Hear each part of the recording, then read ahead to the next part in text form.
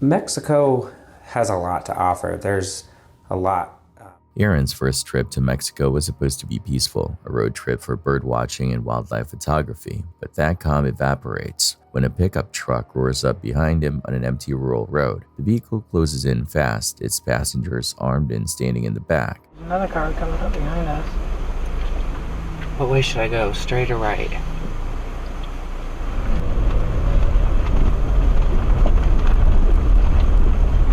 The car behind us is kind of scaring me how fast they're going. I know, we're going quick.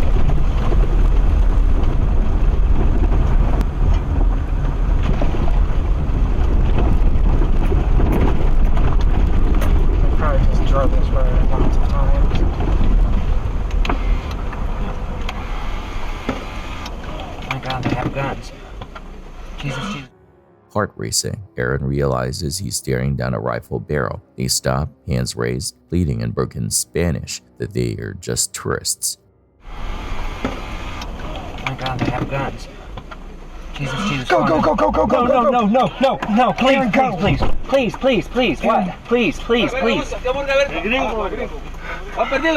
Please, what? Please, what? No, Espanol, please. We're just... Please.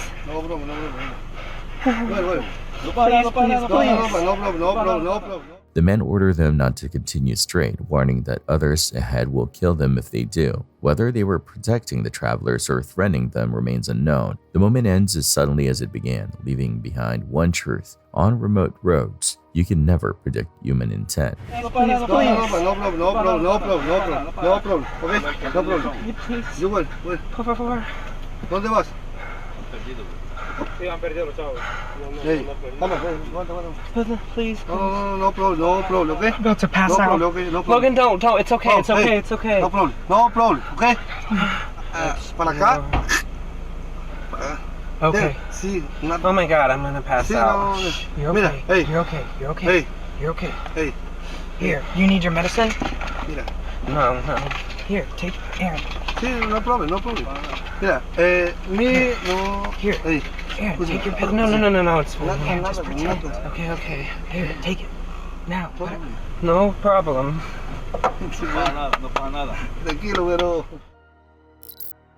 In early March 2017, a Reddit thread surfaced flagging a troubling pattern of comments scattered across mainstream subreddits. The account FujiTagin001 had posted the same line roughly translated as, "I face serious human rights problems at Fuji Taikin in Thailand. Please help me." 44 times between February 22 and February 26. Searches pointed to a real facility in Thailand operated by a Japan-based firm, which immediately lent the plea an unsettling plausibility. Thailand's labor abuse history, especially in fishing, but not limited to it, and Japan's reputation for black companies that impose brutal overtime and coercive practices. The English was broken, the subreddits were generic, pics, gifs, space, gaming, and the cadence was irregular, human-looking rather than automated. One thread even showed the comment accidentally duplicated, exactly the kind of slip a bot seldom makes. Yet when Redditors offered help, the account never replied. No comments, no DMs, prompting a second theory. Deliberate defamation or trolling meant to smear the company that also doesn't fully fit. The volume was small for a spam campaign, and the timing gaps felt organic. A key clue is the user Sloan variant. "I'm being subjected to power harassment in Thailand," a Japanese term for superiors' workplace abuse. That points away from forced labor and toward an employee claiming sustained bullying. It's conceivable a Japanese staffer struggling with English ran their words through machine translation, unintentionally escalating the severity. Reports to NGOs followed, but no credible investigation or news probe ever confirmed abuses at that plant. Another related handle, help001001001, echoed the same message, but added no facts. Years later, intent is still unresolved. A real worker's imprecise SOS or a targeted hit. The digital fingerprints lean human, but the ground truth remains opaque. An elevated camera surveys a pedestrian bridge near Wabash Avenue. Groups drift, separate, and reconverge. Patrol lights flicker far behind, hinting at law enforcement already nearby for unrelated reasons. 4 individuals enter the frame and stall mid-span, pacing and doubling back in a pattern that reads less like indecision and more like timing. Minutes drag.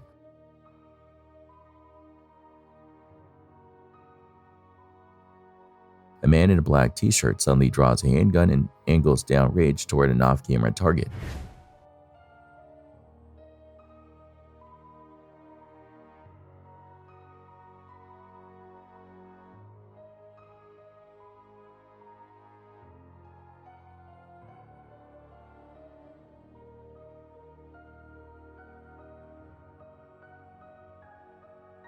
A second person produces a weapon as well. Muzzle flashes punch the night. The barrage continues long enough to communicate intent rather than panic. When the smoke clears, at least one person has been struck and will not survive. The sequence is chilling for what it admits. No argument captured, no visible confrontation, just patient placement, and then the decision to fire. The presence of police lights elsewhere adds bitter irony. Proximity doesn't equal prevention when violence is executed within a narrow window, and vantage points are terrible. This is the anatomy of an urban ambush compressed to its essentials: position, hesitation that isn't, and an irreversible volley. A small horror channel uploads a short clip titled "Strange Sounds in My House." The creator films inside his living room, describing cold air, footsteps, and dishes moving by themselves. It just got extremely cold in the room all of a sudden. I don't know, the doorbell thing happened, and then after that, my bathroom thing happened with my bathroom door. It was just going off. People didn't believe me about that, and now I'm hearing like footsteps and dishes and stuff in the kitchen at nighttime past few nights, and I don't know what it is because I don't know. I literally live here alone. As he talks, the cabinet door behind him starts swinging open and shut with no visible cause. Reason I'm hearing sounds like someone else is here with me, and that's not normal. That should, oh my.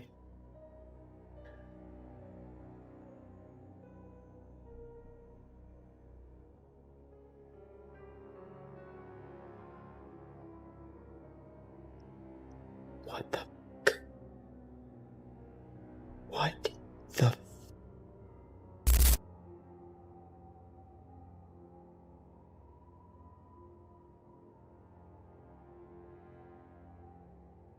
It just stopped. You know what? I'm gonna prove to you that I'm not.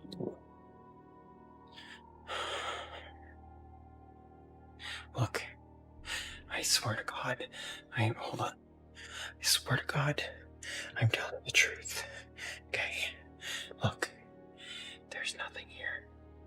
There's no fishing line attached to this fucking door. I'm not going crazy. There is nothing here. You would see it in the light. Look, nothing. There's nothing here. I don't know. This is so stupid. This is stupid. He flips on lights, pulls the door to show no string, no magnets, no tricks, nothing. The sound stops for a moment, only to start again, louder this time. His voice shakes as he insists he lives alone. The video cuts without explanation, and no follow-up was ever posted. The lack of answers makes it worse, leaving viewers wondering if the haunting stopped or simply wasn't filmed again. In late 2019, a new Reddit account, Snapped Fingers, asked for advice about escalating hallucinations, shadow shapes, spider crawls in peripheral vision, serpentine masses rising at the bedside, and occasional full-form apparitions. He described similar phenomena since youth, worsening into adulthood, and isolation from relatives who interpreted it as supernatural and friends who had walked away. He feared clinical evaluation, saying prior doctors made him feel like a lab case. Replies urged psychiatric care for probable psychosis or schizophrenia. Instead, his posts quickly shifted: numbness after seeing a real fatality, questions about biting off a finger and reattachment, a 2008 incident where he drilled his own arm during a visual episode. He rejected most medical advice, but embraced the single speculative comment that he might be glimpsing another dimension. That inward idea became a belief system amplified by fringe voices on Discord. He recast the visions as interdimensional entities, denied schizophrenia, and announced a mission: locate and close hellish portals in the Paris catacombs. In May 2020, he claimed to have stolen a car, headed underground, and promised video proof in a day or two. Silence followed. Given the catacombs' vast, largely unmapped network, hundreds of kilometers, many assumed he perished from dehydration or disorientation. 2 years later, he resurfaced. He admitted there were no portals, hinted at surviving his foray, and posted a brief closing note. He was alive, not cured, improving incrementally, and planning to disengage from the saga. The account was later deleted. What remains is a stark case study, untreated psychosis redirected by online myth-making, nearly culminating in a fatal labyrinth. The lesson isn't occult, it's clinical. Early sustained treatment and a support system can be the difference between recovery and a disappearance. This footage comes from the cabin of an Asiana Airlines Airbus A321 on short final to Daegu International Airport. As belts are fastened and the aircraft is descending through landing checks, a man in his 30s reaches the forward left exit and physically opens the door.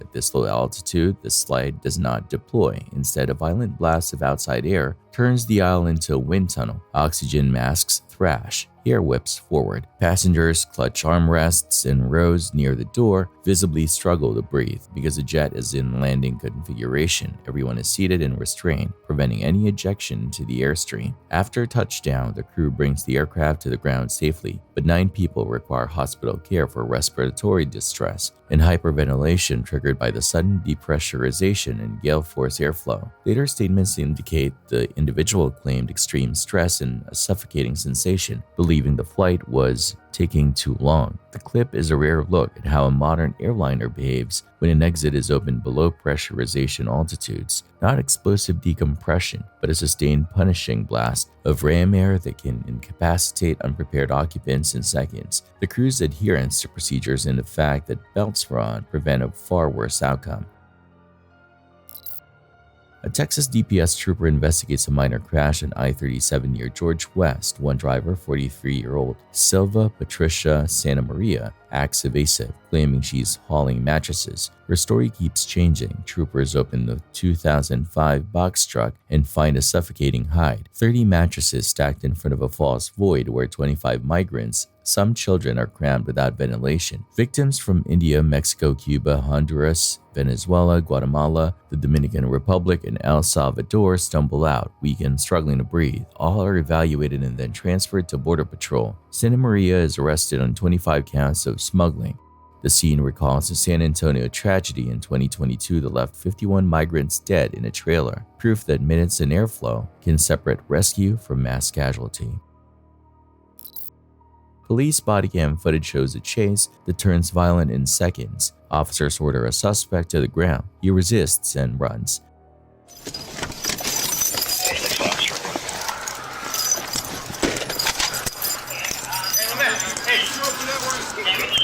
Get on your knee, mama. Get on your knee. Get on the ground. Get on the ground. Get on the ground. Get on the ground. No, it's cool. It's some trouble that way, sir. Get on the ground. Get on It's the some trouble that way, sir. Get on the ground. Get on the ground. Sir, I'm cool. Get on the ground, man. I'm cool, sir. Get on the ground. I'm cool, sir. He's running. Down for a shot.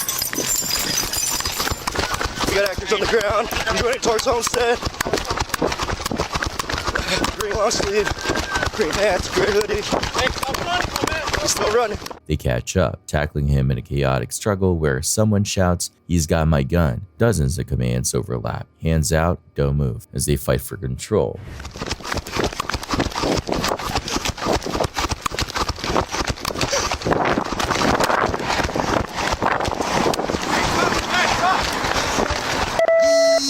Alright, he's going north on Homestead.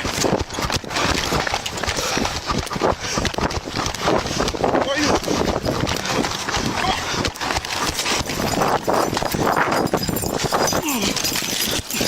Quit your shit, bro. Come on. Oh my god. Hey, Oh my God. stop! Oh, Out! move, move, move. Move, Verdugo.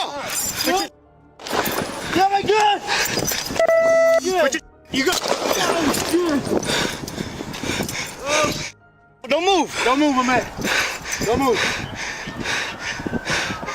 Careful. You have control of your gun? Do you have control of your gun? He's down. Do you have control of your gun? Man, how you doing? Careful. Does he have your gun still? Okay.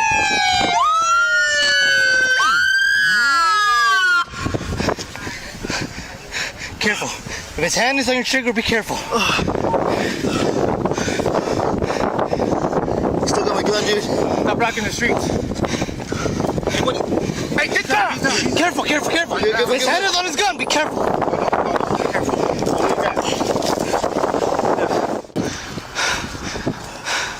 He shot? Yes. He's down. The suspect is finally pinned, the firearm secured. The recording captures how instantly a calm detention can flip into a life or death flight, and how thin the line between order and chaos really is. A roadside camera in Belgium records a Mercedes SUV rolling past temporary orange barricades set by utility crews working around a grade crossing. The barriers are clear, do not pass. The driver threads through anyway, nose creeping over the rails, then stalls with its selector apparently left in park. The engine revs climb repeatedly, wheels motionless, throttle wide, transmission locked. Bystanders shout, gesture, and try to wave the driver back to reality. Rail signals activate. The bell cadence accelerates the panic. Allee nu. Mevrouw, dat is 500 euro boete wat je hebt gedaan. Je gaat die rekening krijgen, dat beloof ik u. En nu? Jong, wacht er weer. Dat ding, man. Kom door. Kom dan. Jong. Rijd door, achterlijk met een trein. Nee, klaar. Oh, ja.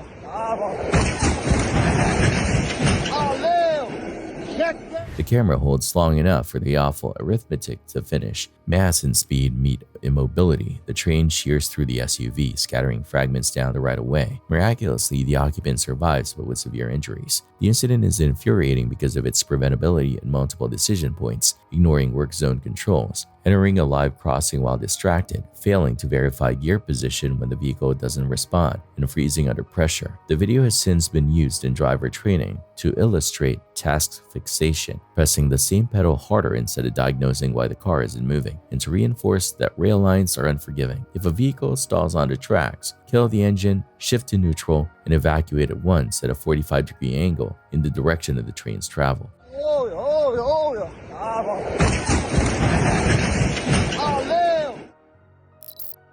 April Bever, homeschooling mother of 7 in Broken Arrow, Oklahoma, used Reddit under Aoki Mom, often writing about budgeting, a single income, and her pride in her large family. On July 22, 2015, a 12-year-old son called 911 saying a brother was attacking the household. 911. Hello? Hello.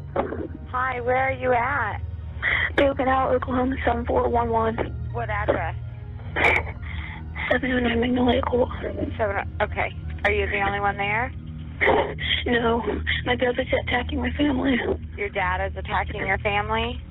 No, my brother. He has an idea stealing me. Police forced the door and found carnage. A 13-year-old daughter lay in the hall with severe wounds, including a cut to the neck, but she managed to name the assailants. Her older brothers, 18-year-old Robert and 16-year-old Michael. Inside, officers located the remains of multiple family members, with April bearing more than 40 knife injuries documented later by medical examiners. The only unharmed survivor was the youngest, an approximately 2-year-old. Robert and Michael had slipped out the back but were located in nearby woods and arrested. Interrogations revealed the warped blueprint. Start with a family, then move outward across states to emulate notorious mass killers, researched online. Their plan ended immediately. Courts later issued stacked life sentences, 5 for Michael, 9 for Robert as principal architect. Afterward, Aoki Mom's posts took on chilling contrast. Mundane entries about finances and parenting sat next to the knowledge of what transpired inside that home. The case underscores a brutal intersection of secrecy, extremist fantasy, and domestic violence. two brothers incubating homicidal ideation in isolation, harvesting methods and bravado from the internet, and executing it against those closest to them. The youngest survived physically, multiple others did not. Broken Arrow would remember the scene as one of the city's darkest crimes, and a mother's online portrait of family pride became post-fact a tragic preface. What begins as a simple warrant check escalates into confusion and fear. The man stands beside his car as an officer explains he'll be cuffed until the warrant is verified. He asks to make a call. So you guys. What's man? How are you? What's your name, bud? Right? Yeah. What's the problem? You get a warrant, I think, buddy. Yeah. Who's gonna handle that? Alright, you cool?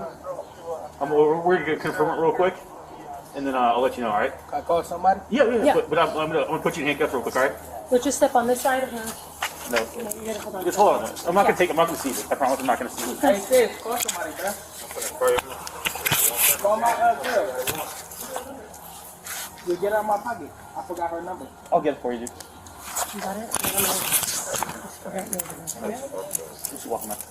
Within moments, tension spikes. Multiple voices overlap and suddenly officers yell, "Gun!" Their tone changes from calm to command in a heartbeat. No, but we Okay, you can't can take put it back in my it. pocket. I just want your number. I know, but we're not gonna take it. I can put it back. No, this is I do. Tito. Okay, so I'm telling my brother. Okay, I'm touching the phone too. Yeah, he just said give it to me. Hey. He just said to give it to me. Why are you touching my phone? Okay, are you? Hey, brother, calm down, bro. Dang, he told me to get it. Okay. Calm down. Calm down, We're not trying to do that, okay? Bro, call my sister, bro. Password 0707. I'm gonna go. Can you send it over to me? Don't worry. Yeah. You can send my friend on the phone. I don't know how much you dated and what you trying to look on any air.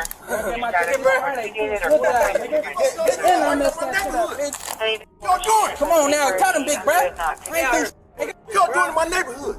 Got a warrant. We're taking him around. Ain't got no warrant. Ain't no fucking police, nigga. Ain't no police. Uncuff me right now. Yo, I'm on my soul. Uncuff me right now. Fuck you, bro. You called him up. I wish somebody would roll up once, boy. The king is outside. Nigga, get the out of my hood. They just trying to get their we finna go what? We going down. They gotta roll up here. Uncuff me right I got a now. gun. Hey! Uncuff me right now.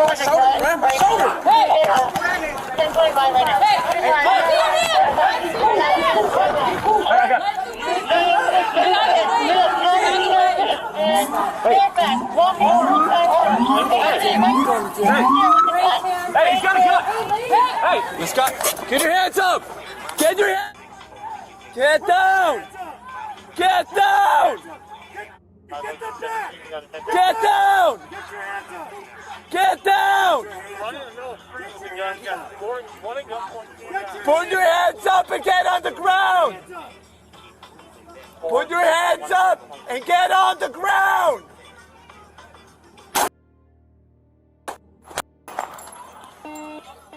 Backup moves in, weapons drawn, and the suspect is taken into custody. The footage ends with everyone breathing hard. A routine stop turned into a critical incident before anyone could process what happened.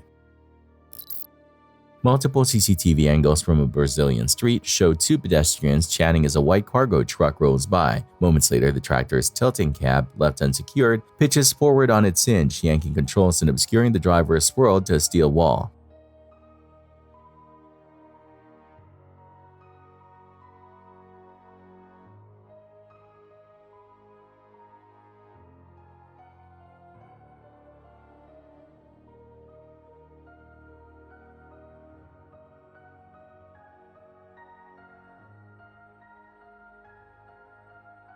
The rig lurches into an uncommanded crawl, then accelerates. With the cab tipped and systems disrupted, the operator fights to escape the collapsing compartment. Traffic scrambles. The driver finally wriggles free and jumps to the pavement, clearing the rolling chassis by heartbeats. Seconds later, the truck sides into a wall, pulverizing masonry the cab would have occupied had he still been trapped. A follow-up clip shows the cab pancaked, steel bent back like a peeled can, underscoring how close this came to a fatal crush. Investigators later point to a basic procedural miss. The cab latch was not locked after maintenance or inspection. The lesson is brutally simple and universal for heavy vehicles. Secondary latches exist to save lives. Verify them. And if a cab tips at speed, the priorities compress to 3 beats. Steer clear of pedestrians, arrest motion if possible with engine kill and brake application, and if control is gone, get out before the frame and fixed objects decide the outcome.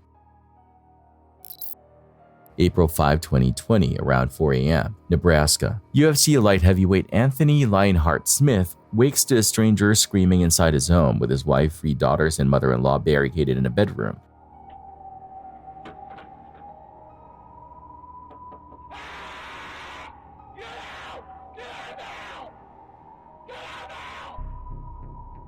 To you, they want to hurt you. They have something, whether it's a weapon, a gun, a knife, a bat. You know, so I'm expecting he has something, and I don't. So I just needed to get to him and honestly do as much damage as I could before I was going to succumb to whatever he had, and hopefully my family could get out, or you know, if I ended up dying or from a gunshot wound or whatever, at least he'd be hurt enough that they could deal with it.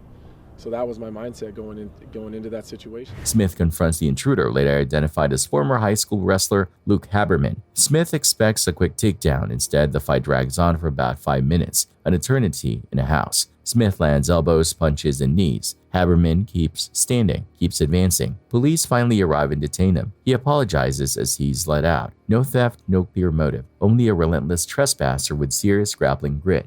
Smith later says that despite decades of combat sports, nothing matched the chaos, fear, and stakes defending family in his own hallway.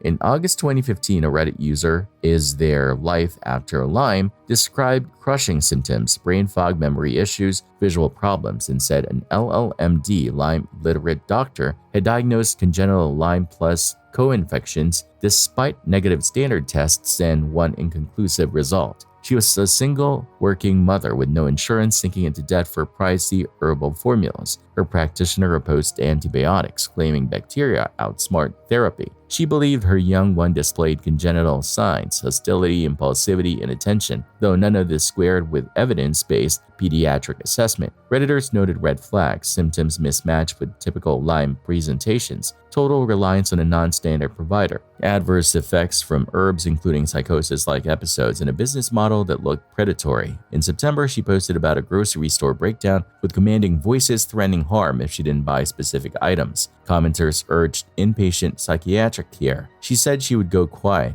When she returned in 2016, the feed had shifted to conspiracies, attacks in the child-free subreddit, Pizzagate tangents, and an implausible web tying everything back to Lyme. By 2018, most posts were disorganized word salad, occasionally interrupted by pleas for help she couldn't sustain. Some suspected a long-running hoax, citing the paradox of incoherent English alongside intact, correctly written passages in other languages, and the practical complexity of composing at all while allegedly incapable of coherent thought. Then, someone claiming to be her sister used the account to report hospitalization after an incident. Skeptics saw narrative closure. Others saw a predictable outcome of untreated psychosis potentiated by exploitative care and online echo chambers. Whether authentic deterioration or elaborate fabrication, the record documents a familiar hazard, inaccurate diagnosis leading to ineffective or harmful treatment, internet-driven reinforcement of false beliefs, and the rapid decompensation that follows. If genuine, it's one of the more haunting public arcs of mental collapse, one that might have been avoidable with timely evidence-based care and support.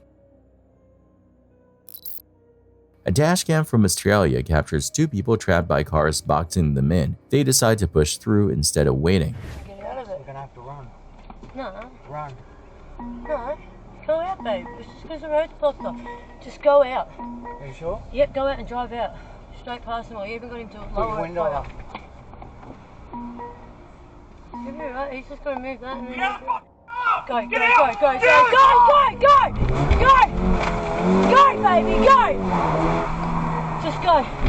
Just go. Just go. You're right, babe, babe. You're alright! I know, I'm just getting away from it for us. Now, how's that for driving, darling? Get me away. The driver hits the gas, clipping a barrier as they escape. They realize they've blown a tire, but stopping isn't an option. They keep going, rim grinding the road. Careful. Careful. Honey, careful, because I'll get air patrol out. I know, we're going to get out and run. Not yet. I've got a flat, we have to. You got a flat? I popped the tyre down. Did ya? Yep. Keep going. Did you really? Yes. I wouldn't say it otherwise. Alright, you gotta get us out of here though, to get us, like, out of here. Away from them before we can ditch the car, babe. I know.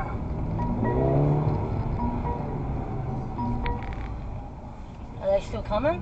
I don't know. In the background, panic builds as they argue over where to ditch the car and how to avoid being tracked. I'm gonna be there. I don't know. They're tracking the car. Yeah. Should I take that message? No, you should just out the car and go. We should just go. I know, but we can't just ditch it here. They know what we look like.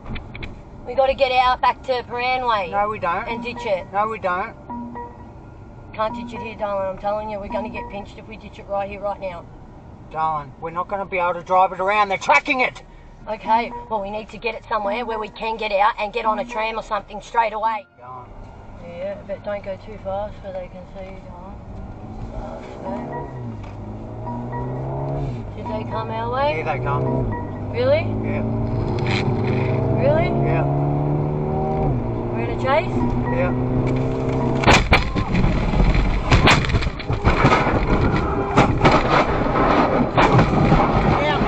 Their pursuers reappear in traffic before the footage cuts out. No one knows if they ever got away. In a packed courtroom, a 30-year-old defendant stands to hear a litany of charges, multiple counts of battery on protected persons, intimidation, and other felonies tied to a prior incident. Public officer, a felony. Count 5, 6, 7, 8, and 9 are all battery on an officer, the same named victim. Oh, and by the way, I do not know any of the other victims named in the criminal complaint. Those are all felony offenses. Count 10, performance of act or neglect of duty and willful or wanton disregard of safety or persons of property resulting in substantial bodily harm or death, a felony. Battery on a protected person, count 11, that's a gross misdemeanor offense. Count 12, battery by a prisoner, a felony. Count 13, unlawful act related to human excrement or bodily fluid, a felony. All allegedly occurring on January 3rd of 2024. The exchange is routine on paper, acknowledged charges, set conditions, until the atmosphere shifts. 30 seconds after telling the court he's trying to set his life straight and asking not to be jailed, he explodes into motion. The defendant sprints, plants a foot, and vaults straight over the bench toward the judge in a single fluid leap, scattering papers and crashing into the well. With that history, in accordance with the laws of the state of Nevada, this court. Security and attorneys converge. A melee erupts inches from the robe as deputies wrestle him to the floor. The clip went viral because of the audacity and the athleticism, an airborne tackle in a place built on decorum, and because it exposes how thin the barrier is between order and chaos, even in controlled settings. In the aftermath, the charging stack grows longer, adding fresh counts for the courtroom assault. The footage now circulates in security trainings as a case study in spatial control, repositioning staff during high-tension arraignments, ensuring a clean line between defendant and bench, and never assuming apology equals de-escalation.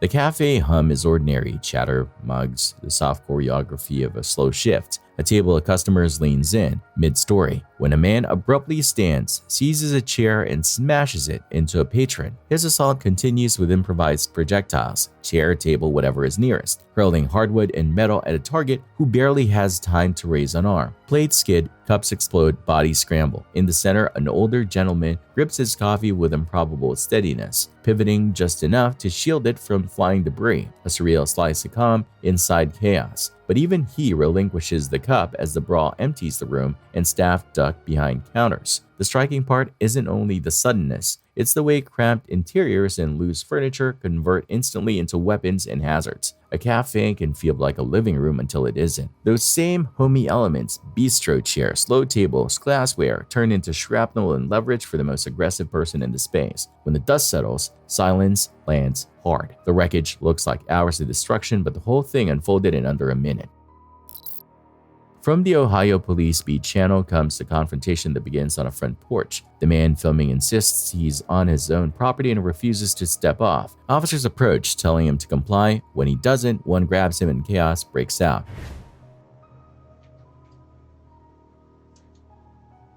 For what? For what? What are y'all bothering me for? No. Yeah. No. I'm on camera, no. No, I'm not stepping off the porch. Step off the porch. Step off the porch. I'm not stop grabbing me. What are you grabbing me for, bro? What the What are y'all doing? Stop. I didn't do nothing, bro. What the my stomach. Man, what are y'all doing, bro? Stomach. Man, what are y'all doing, bro? Watch your door. Man, what the He shouts that he's being kicked, demands a supervisor, and begs someone to call his mother. to me? Hey, what the are you talking about? Get your hands behind your back. Get your hands behind your back. Bro, why are you kicking me? No one's kicking you. Yes, he is, dude. What the Stop. Man, I didn't even do nothing. I'm sitting on the porch about to smoke. Why do you see a supervisor? I want a supervisor. I'll do you one better. Sergeant, I'll get the. I want a supervisor. You want the sergeant or the I lieutenant? just want a supervisor. You got two of them here. I do. Which I want the supervisor. What are y'all bothering me for? Hello. All right. Call my mom. They just walked on this porch and beat my. Who is this? It don't matter who I am. Y'all didn't have no reason to approach me. I'm on the porch trying to smoke. The clip ends without resolution, leaving unanswered questions about what justified the encounter and how it ended once the camera stopped rolling. Heavy rains hammer southeastern Switzerland, overloading catchments and bursting riverbanks. Zermatt, an alpine resort town, finds itself ringed by brown, fast water and debris. This onboard video shows one of the final Matterhorn Goddard band services edging a long track bed that runs frighteningly close to an engorged channel.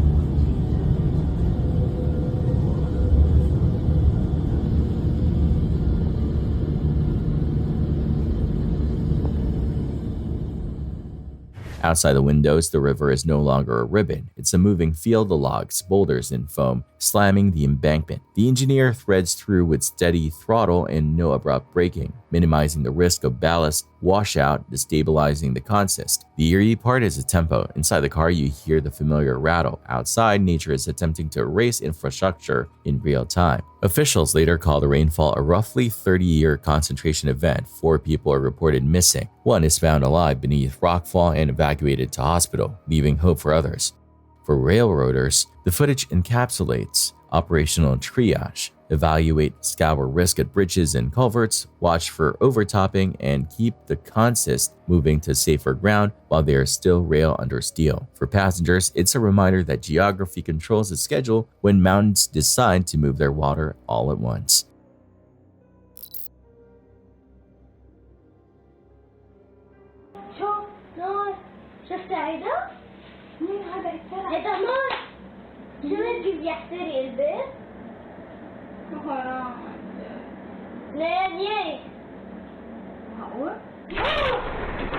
A home camera in Beirut frames the nanny and several young ones watching a distant plume unfurl over the port. They're transfixed, pointing, whispering, and for several seconds nothing moves but the smoke, building into a towering column. Physics invisible until it isn't. Closes the distance. The shock front arrives late but merciless. Windows implode inward. The pressure wave slams walls, and the room becomes a storm of glass and splinters. One youngster takes the brunt from a window pane that behaves like a thrown shield, yet by sheer luck and resilient bones, all ultimately survive. The delayed impact is a lesson. What eyes can see long before ears can hear still carries catastrophic force when the blast front reaches you. The footage is a visceral primer on urban blast dynamics, line of sight, window orientation, pressure equalization, and a reminder that curiosity at a window during a distant fire is dangerous. The nanny's instinct kicks in, shepherding the group toward the interior as the world outside disintegrates. It feels impossible that there was time to watch the mushrooming cloud and still be caught so violently, but that lag is exactly what makes these blasts deceptive. Dispatchers receive a frantic call from 47-year-old Scott Jones and his 11-year-old son reporting that Deborah DePinto, 44, was unresponsive in a mobile home park laundry room.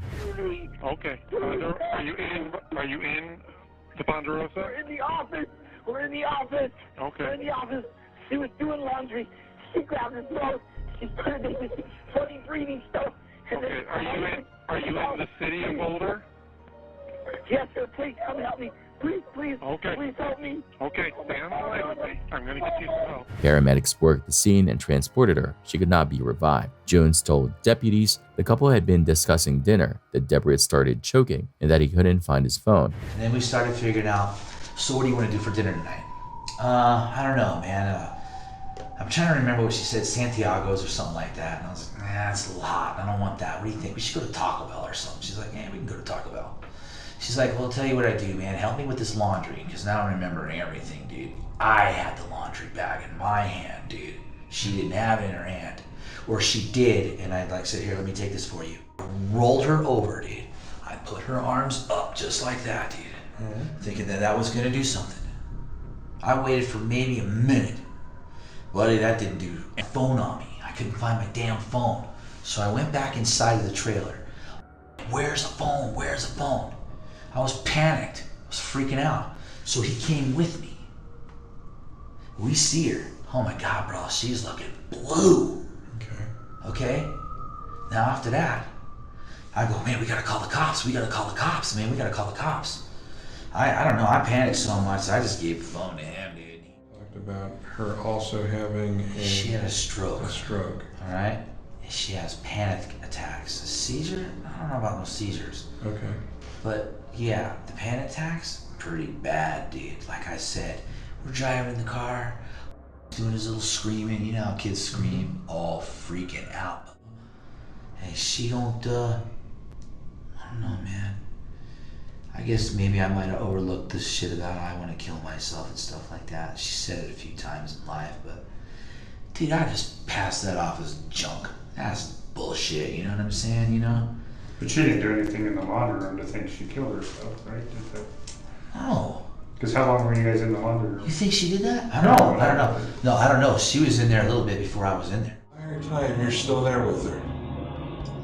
What are you doing? Are you looking at her? Are you trying to figure out what to do next? Help me.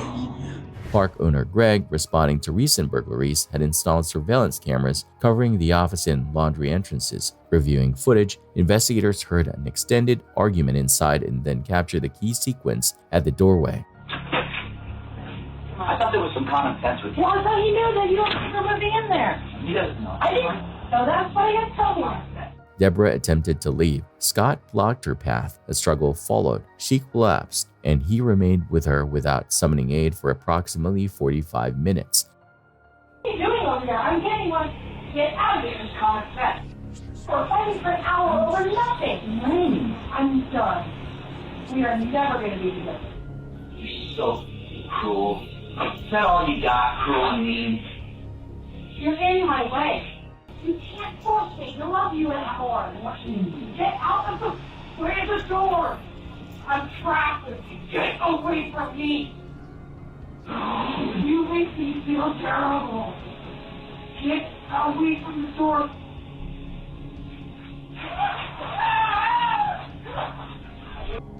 You're done.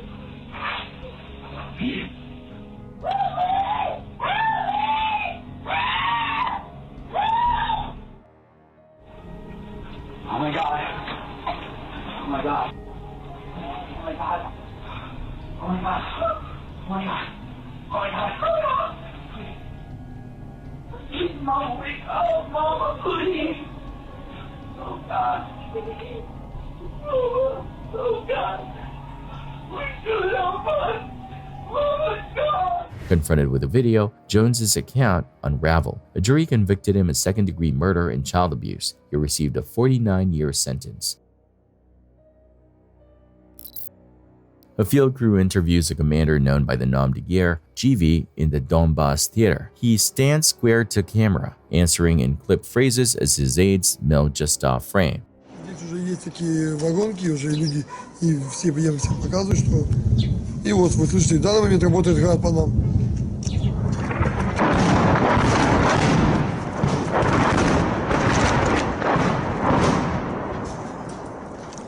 Вы все слышали, все видели?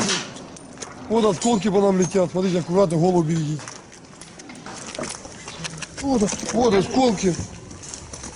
Then the soundtrack changes. The distinct rippling thunder of multiple launch rockets, BM-21 Grad munitions, begin landing in staggered brackets around the position. They are unguided, area saturation rockets. Simple, numerous, and lethal if a bracket walks onto you. Colleagues scatter for hard cover or prone low. Dust blossoms behind GV as shards whistle through. He doesn't sprint. He turns, scans, and keeps his posture. A choice likely born of drilled habits. Move only when you know where the next pattern is going. Don't break into open ground under a spreading salvo. Let the bracket pass. Shrapnel bites dirt close enough to pepper the camera. The sequence compresses the front's logic into half a minute. Outgoing, incoming, and composure as a protective tactic. Months later, in 2017, the commander is killed when an explosion rips through his office, far from this roadside spot, closing the loop on a figure whose public image was built on appearing unflinching while steel fell nearby.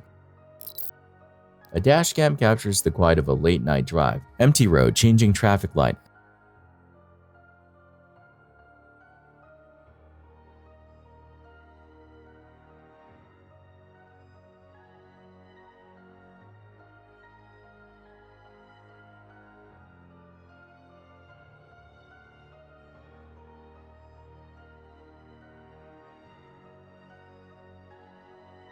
As the signal turns green and the car moves forward, a motorcycle shoots across the intersection from nowhere.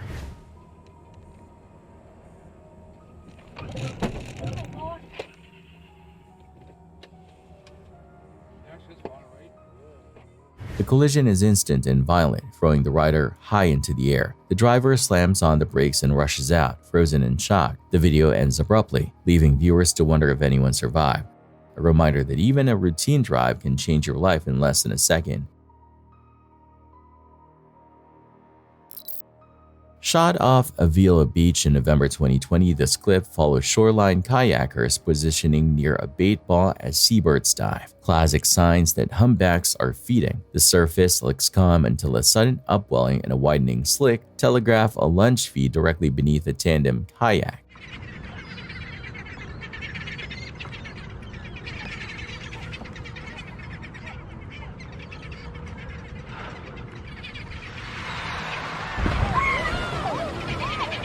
Oh, shh. Oh, The whale erupts, mouth agape, engulfing water, anchovies, and briefly, the kayak and both occupants. For a split second, the hull vanishes inside the gape before the boat is ejected as the whale closes and filters. Nearby paddlers and paddle boarders converge while the pair surface, stunned but alive. News reports afterward noted both women were uninjured. Biologists pointed out that humpbacks aren't after people. They open wide on prey density and will immediately expel anything larger than their typical forage. Even if a human were drawn fully into the mouth, baleen structure and reflexive gagging result in a fast expulsion rather than ingestion. The video is a textbook warning about crowd feeding lanes. Slicks, diving birds, and tightly schooling bait mean a lunge is imminent, and the safe move is to back off by dozens of meters, position upwind, and never sit inside the arc of the bait ball. Bad weather aborted a planned ocean's deadliest tiger shark shoot off Port Douglas. So Steve Irwin and cameraman Justin Lyne shifted to shallow water for pickup shots with a large stingray. After filming clean passes, they attempted one last swim-away shot from behind the animal. The ray, agitated, delivered multiple rapid tail strikes. Lyne turned to see a cloud of blood and helped Irwin to the boat to avoid attracting sharks. Steve's shadow was a tiger shark, which feeds on them very regularly. And so it started to attack him. I didn't even know it had caused any damage. It wasn't until I panned the camera back that Steve was standing in it. Irwin said, "It's punctured my lung. Then moments later, I'm dying." The barb had penetrated his chest, causing cardiac trauma. Both lungs collapsed. Irwin's death, one of very few fatal stingray incidents recorded in Australia, triggered debate about wildlife, show risk, and trainer proximity. His family continued conservation work through Australia Zoo and subsequent foundations, stressing Irwin's belief that the animals were not to blame for instinctive defense. To deal with venomous snakes, as I learnt at a very young age, is give them space. This is his territory. This is his terrain, his environment. He's the biggest predator out here. And this is just such a special moment. This is what I want to share with you. TikTok creator styling himself Wolfie Clay films at the front counter of a fast food chain, then pivots into a kitchen lane and dumps ice into a live deep fryer.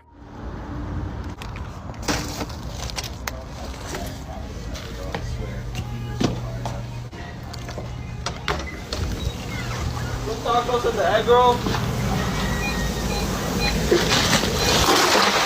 Hey!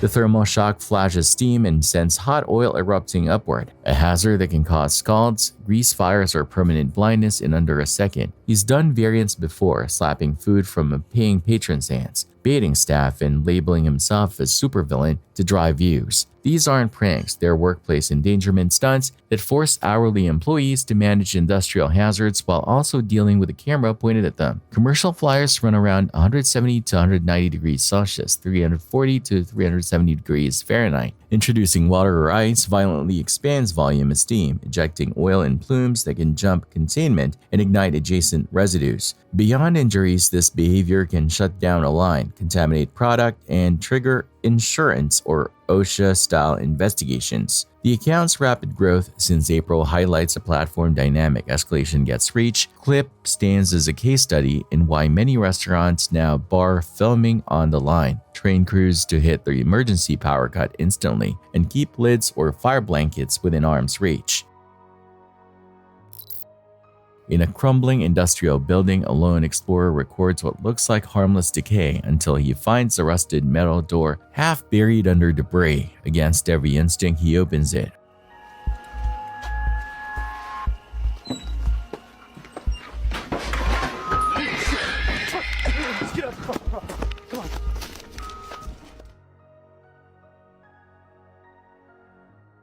From the darkness, something lurches forward, naturally tall, pale, and twisted. The door slams shut. He braces against it, whispering in terror before the video cuts to black.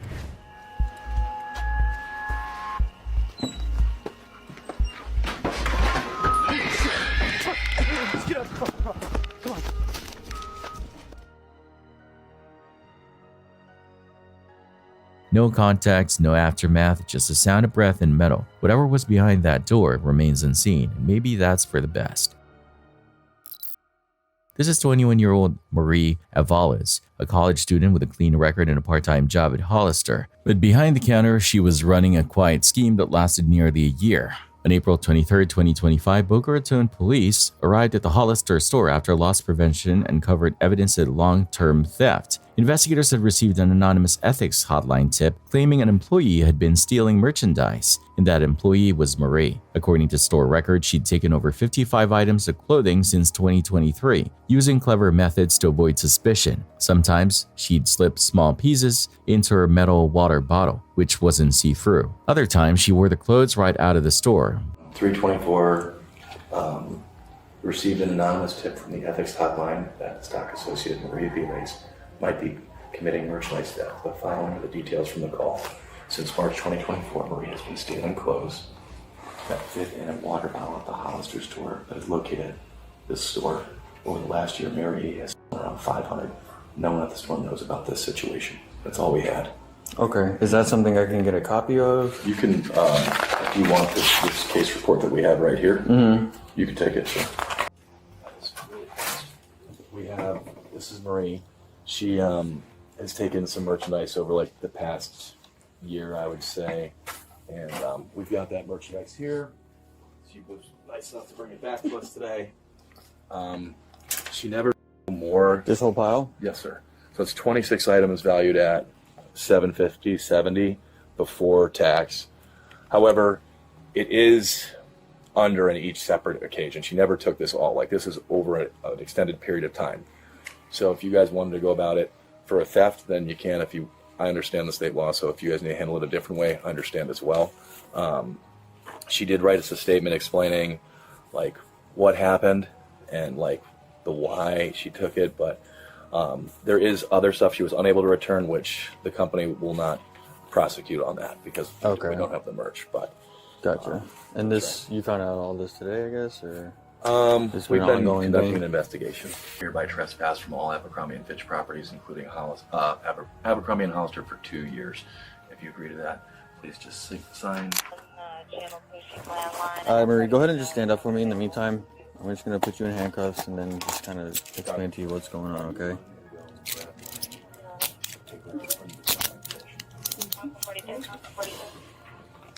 When officers arrived, Marie was cooperative, even remorseful. When questioned, Marie admitted to the thefts, explaining she'd been working there for over a year and started stealing just 2 months after being hired. She returned a portion of the stolen merchandise, about $750 worth, though not all of it could be resold since much of it had already been worn. The rest, she said, was still at her home in Orlando. There was a lot of stuff on that list.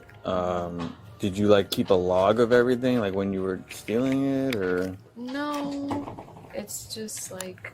Because that's like a big list of items. I know some of which like you didn't return, which is fine. Yeah. But like it's actually like surprising that you actually remembered everything what it was, because it's like completely itemized. So. I mean, before I wrote that down, we like talked about it for a bit. I've been working here for like 1.5 years at this point. Okay, so last year around like December time. Is when you started? Well, I guess technically 2 years ago in 2023. 2023. Okay. In August or September. August of 2023, okay. Yeah. It says that when you were stealing stuff, you would use like a water bottle or something? Yeah. Can you explain that? I have a thermal water bottle, so you can't see through it, so I'll just like put stuff in there. You would put it in the water bottle. How big is the water bottle? It's like a 24-ounce hydro flask. Like, it's kind of thin. Okay, and each time, was it always that with that, or were there other methods in how you do things? That, or just wearing stuff under my clothes. Okay. Approximately, do you know how many items that you've stolen in the store? 50-something. Okay, and in total value, could you estimate how much that was? We estimated it out to about $1,500, I think. Just okay. $1,500. But today you returned.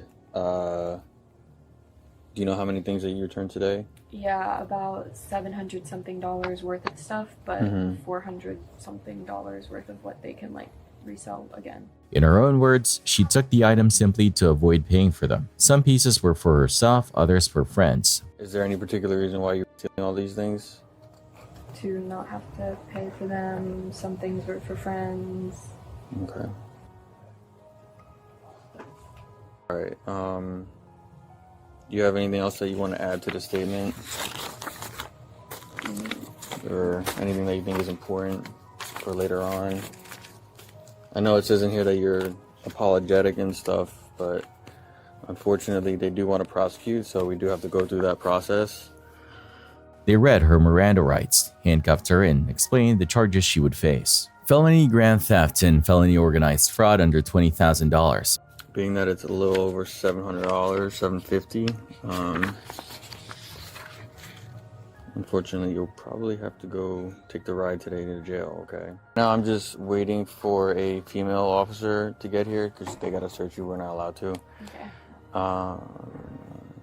And then I'll walk you out to my car. We'll try and do the paperwork and get you up there as soon as you can. That way you can get out in the morning, okay? Okay. You said you're 21? Marie told police she was a criminal justice major at Florida Atlantic University, hoping one day to work in law enforcement. Before being taken to jail, the officer offered a few words she'd likely never forget. You're in school? What school? Florida Atlantic University. What are you studying? Criminal justice. What are you trying to do? Law enforcement or a lawyer or? Right now I'm thinking maybe like something with domestic. Okay. Look, this ain't the end of the world, right? So you're being charged with it, right? you go through the court process, you go through the whole ordeal, you might be able to get this corrected, depending on what the judge sees, and obviously you're a student and stuff. Just take this as a life lesson learned, right? You seem like a great kid, made some bad decisions, and you're in this position now, right? You have nobody else but to blame but yourself, unfortunately. Sometimes when it seems too good to be true, like I'm sure the first few items were like, oh wow, it's easy, right? I kept on going. There's a reason why people get caught. There's a reason why there's police officers. People get caught all the time because it goes on forever. But this is not bad because there's other people that steal more valuable things, and they're probably looking at a little bit longer, sentences and things like that because they do it so often. They get caught so often. Again, you seem like a great kid. You just made a stupid decision, and hopefully this ends here. I'm sure your parents are gonna be pissed, and you're 21. You don't have to tell them, but you're getting arrested. You're probably gonna need a lawyer and stuff. When you go to court. Marie nodded, quiet, realizing her dream career might now be the very thing she'd stolen from herself. A driver's nighttime travel vlog seems ordinary until the next day's playback. Frame by frame, a shadowy figure appears in a nearby field, motionless, watching.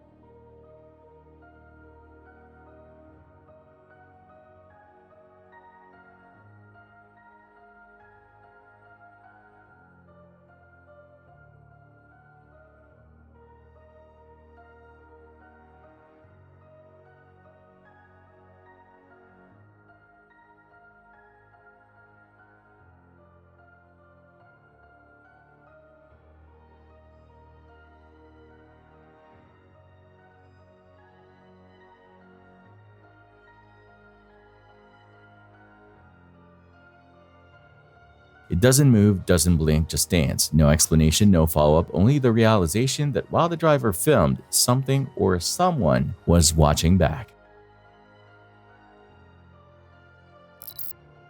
At West Virginia's Bridge Day 2022, multiple base jumpers step off the span in rapid sequence. One jumper delays slightly, pitching a canopy lower than the person above.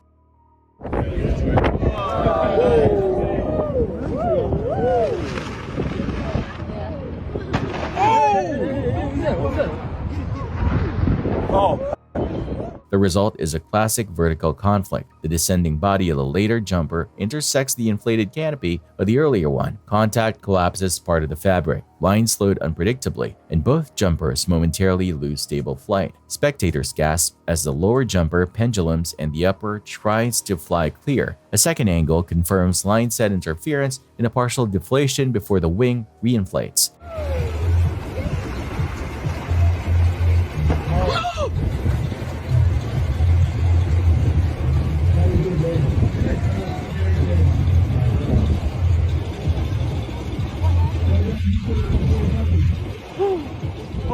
Both land safely, but it's too close. Organizers drill spacing precisely to prevent this. Exits should be staggered by altitude and timed to guarantee horizontal separation before deployments. Low pulls compress decision windows and magnify risk, particularly over a river canyon where rotor and crosswinds can stack canopies. Debriefs after incidents like this hammer the basics, agree on exit order, honor minimum intervals, verify object separation before pitching, and abort if the traffic picture isn't clean. The video is a visceral illustration of why even experienced jumpers treat multi-way sequences with airline-level discipline. A man exploring a forest at night claims to hear a woman's voice calling softly through the trees.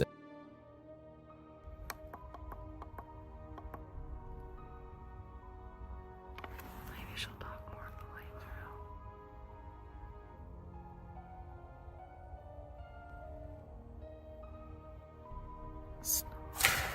Jesus. Dude, no. I've had it.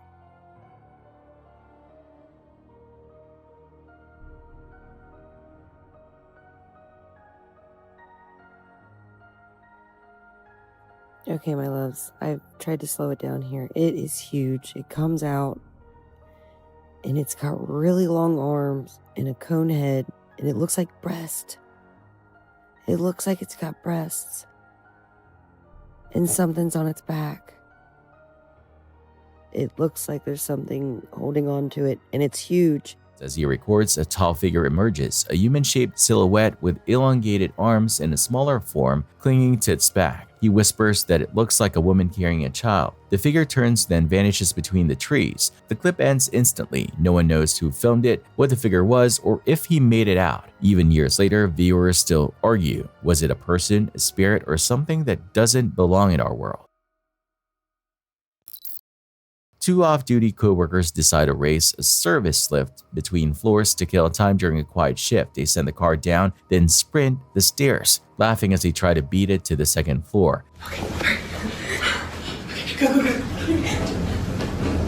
Harmless until the doors arrive and begin cycling open, shut with no floor change, no call chime, and no visible obstruction.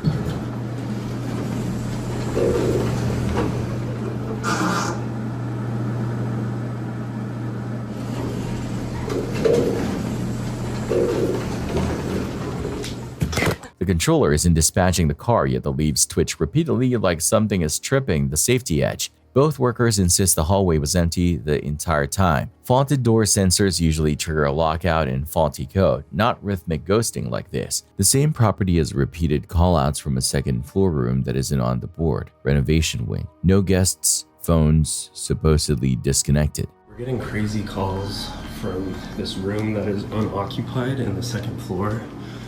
And this is like the third time it's happened. And I'm bringing y'all along with me, so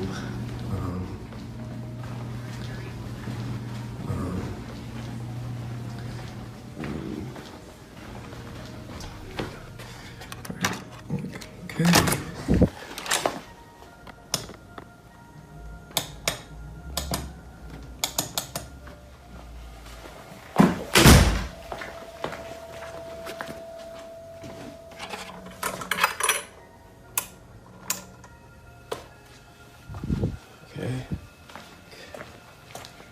There's the phone. No one's calling, no one's here. Everything's chilling.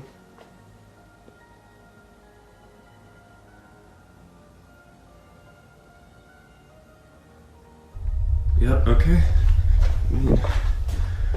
No one here, no phone calls. I'm out. This is weird.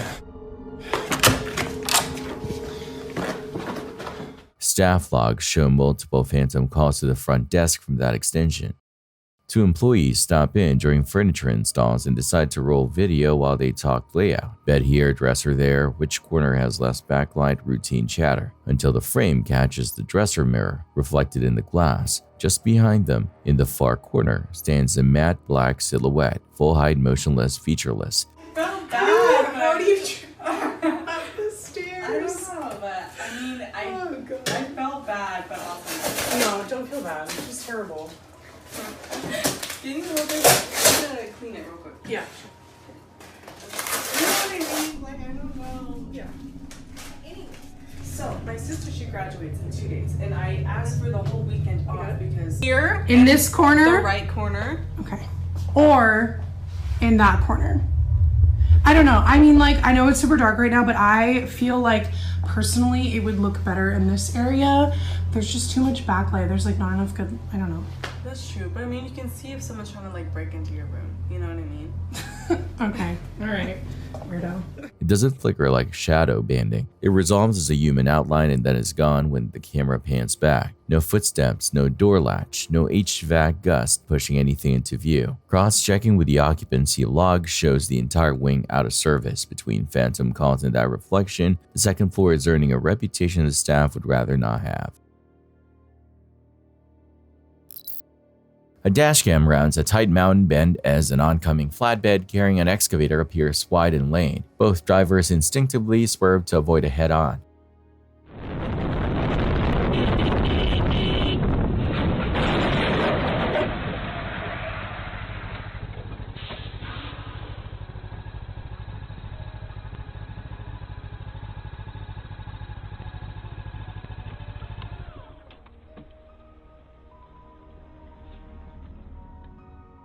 The truck's evasive input plus cornering load overwhelms its securement. The excavator's boom and house vault off the deck, slamming into the roadway and missing the camera car by a narrow margin. You can see the arms scythe across the center line, exactly where the dash car set a heartbeat earlier. On replay, the truck entered the corner too deep and too fast for the load and geometry, converting lateral G into a lever that defeated tie-downs.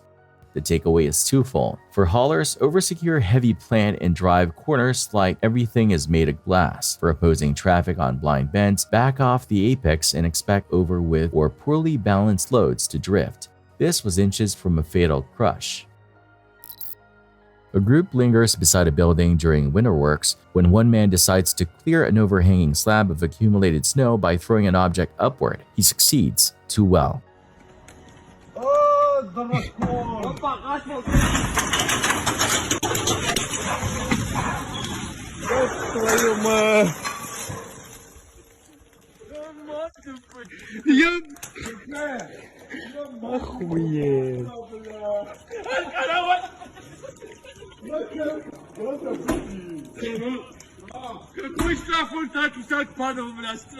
The cornice breaks free as a single cohesive mass and piles directly onto temporary lines, frames, or conduits strung along the facade. The sudden load whips hardware downward, violently snapping attachments and nearly sweeping the group off their feet. The scene is equal parts absurd and near catastrophic. What looked like a harmless sheet of powder behaves like wet concrete when compacted and frozen. Urban maintenance crews treat roof edges as kill zones for a reason. Controlled removal uses roped-off perimeters, taglines, and stage straps when the sidewalk is clear. Here, there's no exclusion zone, no hard helmets, and no understanding of the forces involved. The video is a reminder that just knocking it down can turn gravity into demolition partner. If you absolutely must move edge snow, evacuate the fall path. Use long poles from distance, and keep people well outside the hazard footprint. Security video from an upscale Auckland home records a masked intruder slipping through a door and heading straight for the nursery. It looked too precise to be chance, and it is. The person on camera is working with the household's nanny, her cousin, who betrays the family from the inside. The target is an 11-day-old young one. The plot's backstory is stranger than fiction. The masked woman had faked a pregnancy for months, complete with a sham baby shower. Engineering a social facade to support the abduction she eventually attempts. Coordination with a caregiver neutralizes the home's strongest defense, routine. The intruder moves like someone briefed on layout, schedules, and soft points. Fortunately, fast responses and subsequent investigation unravel the scheme, but the footage is harrowing because it revises trust downward. You can harden windows and sensors, yet insider access dissolves those layers. In post-incident reports, detectives often remark that the planning looked unsophisticated, emotionally driven rather than criminally expert. That's exactly why it's dangerous. Desperation and fantasy don't obey risk calculus, and the first sign to outsiders is often the break-in itself.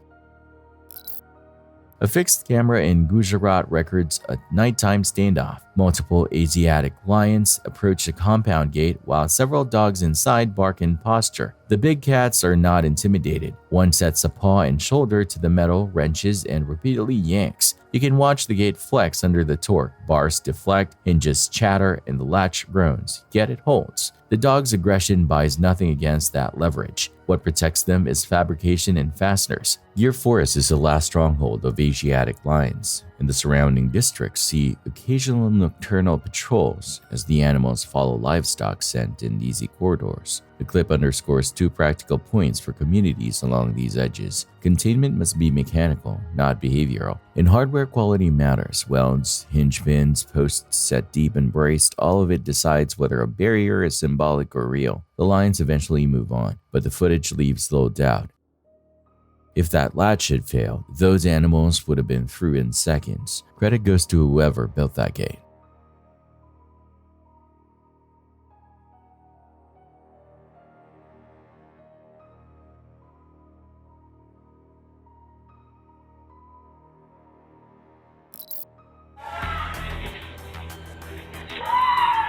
In a quiet residential neighborhood in Japan's Akita prefecture, a peaceful morning turned into a scene of terror. An 82-year-old woman was out for her usual walk near a railway station when a massive bear suddenly appeared, charging straight toward her in a parking lot. Surveillance footage from a nearby business captures the chilling encounter. You can hear her scream in pure horror as the animal lunges.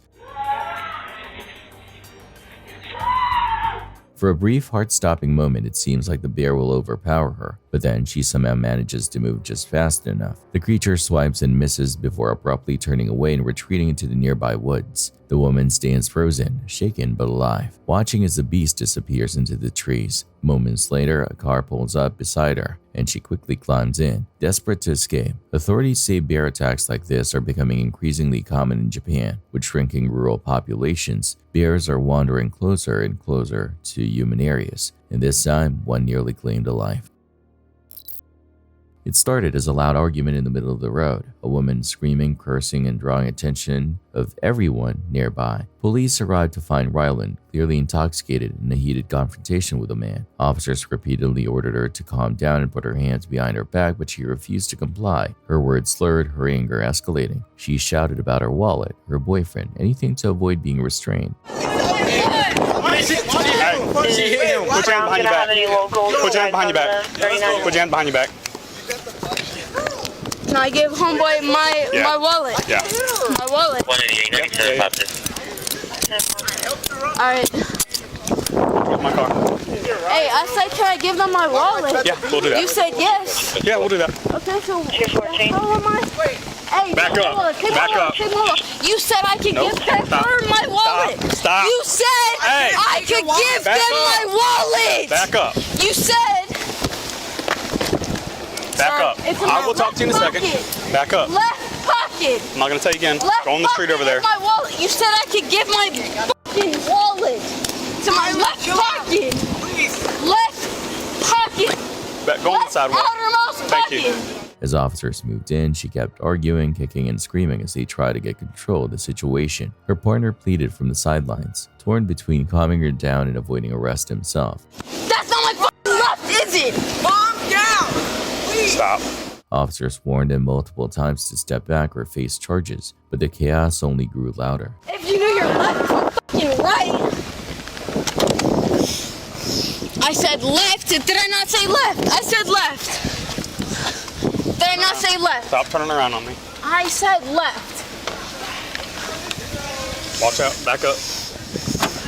And if I said left the first time, really?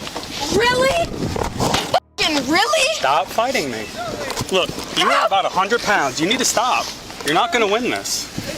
Stop. What? How many rats say that? How many rats say that? How many rats say that I'm 100 pounds? Sir, can I touch her, please? I'm telling you to back up. I can't touch her and at all. stop. No! Back up or are you going to jail too? Back up now. I'm not going to tell you again, dude. I have been... Back up! Take my glasses! You're gonna go to jail if you don't back up! Take my glasses! By fire! Ryland, please stop fighting. Can I have a unit, please? Just for transport? Ryland, please. I'm done. My You're done? hands are cupped to each other. Alright, we're done. All right, before he runs over them, grab them. Babe, relax. Before he runs over them, grab them. We're not gonna run your glasses. Grab them. He I can't do don't shit. know how many times I have to When tell you he's tied to me. to back up. He can't back do up shit. on the sidewalk. When he's now. tied to me. Ryland. When he's tied to me. okay? The legends.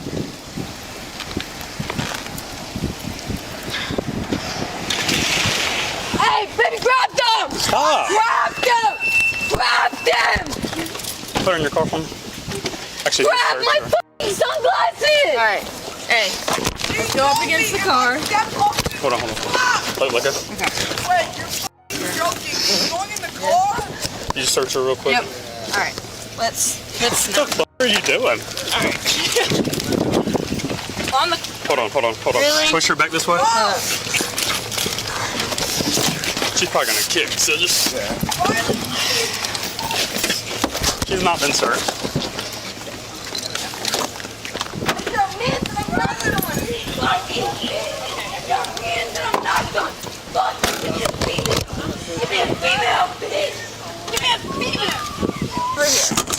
We're not gonna do that.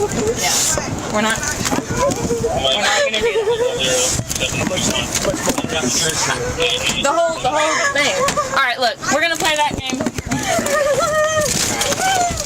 Hang on. Me, baby, me. She's not gonna be able to Go get ahead. because she's on the other side. Did she bite you? She tried. Yeah, she tried. She tried to kick me. You got her? Alright. Come now. Over here. Yeah. Go ahead and eat my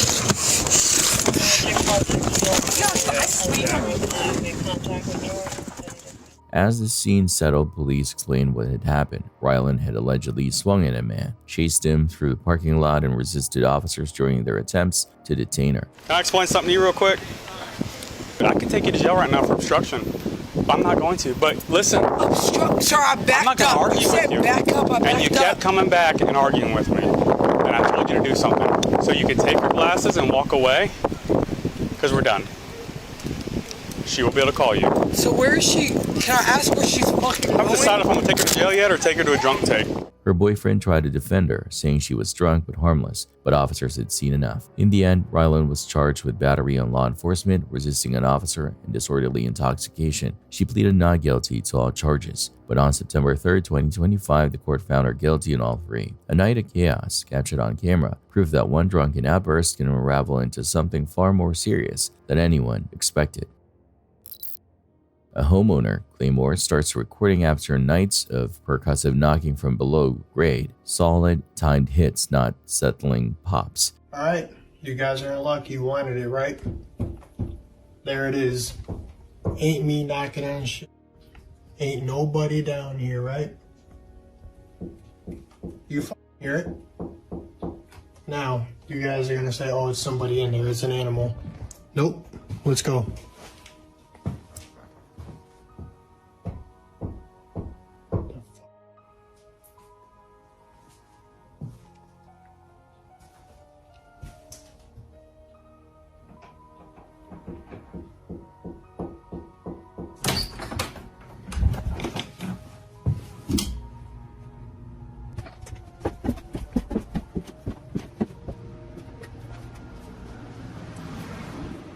Joe's down here. Nobody.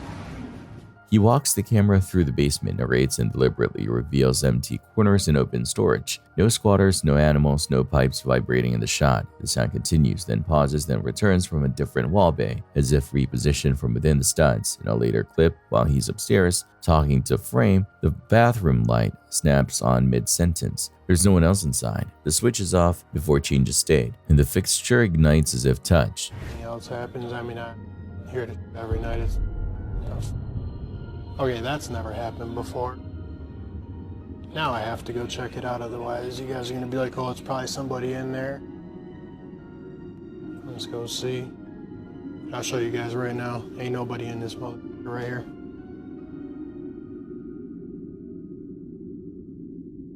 And it is empty. He immediately opens the door to show an empty room in the absence of motion sensors. Electrical fault? Possible, though intermittent wiring issues rarely coincide with pattern knocks that track a moving point in the house. He's left with a record that's short on explanations and long on timing that feels deliberately responsive. Handheld video captures the man narrating casually as he inches along a rail or a narrow ledge above a congregation of alligators. He jokes about Edward going for toes, then tests footing over a span where several jaws wait directly below. The camera jitters as he seemed to slip or overcommit a step, eliciting a reflex woo, and then he pulls back and climbs off. Trust you, okay.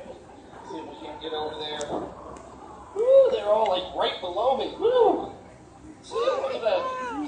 Towards my feet. Let's see here. Whoop!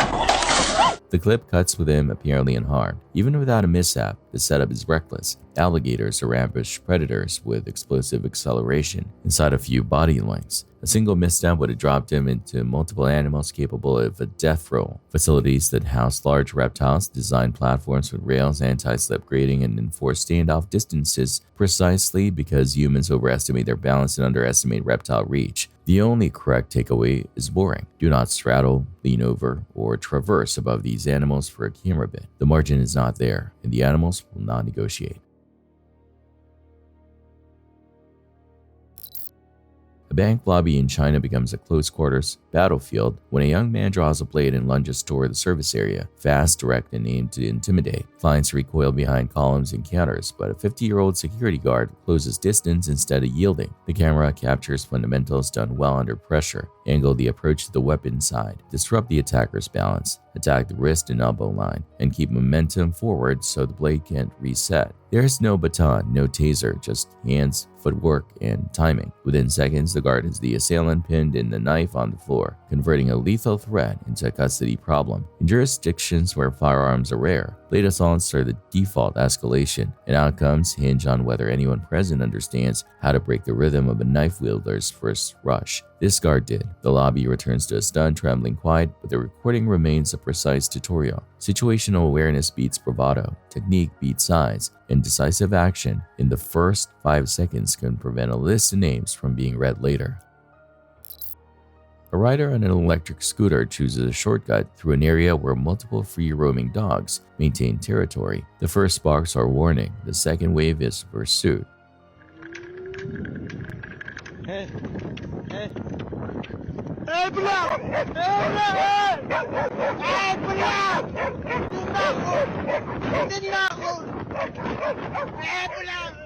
You hear the pitch change as the pack commits, fanning to flank and nip at the rear wheel. The rider does the only thing that makes sense on an e-scooter, stays upright, keeps speed on smooth sections, and avoids kicking or swerving sharply, which would dump him and hand the advantage to numbers. Encounters like this are common in places without consistent leash ordinances or with industrial lots where dogs act as perimeter alarms. Practical tips borne out by footage like this: do not fixate on a single animal. Watch the arc to your sides, maintain a predictable line, and if cornered, dismount to put the scooter between you and the nearest dog while backing away. Most packs lose interest once you exit their bubble. Here, the rider clears his zone and the chase fades, leaving a spike of adrenaline and a lesson about route choice.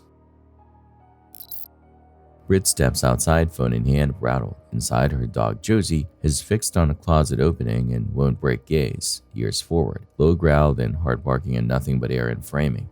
I'm recording this just in the off chance that no one believes me. Maybe I can catch it. And by the way, I have a freaking cemetery in my front yard, which probably doesn't help my cause. But I was just inside. I'm by myself with my dog.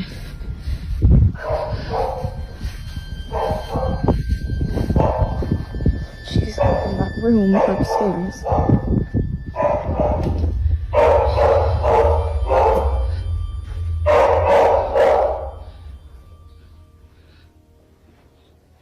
Josie? Josie?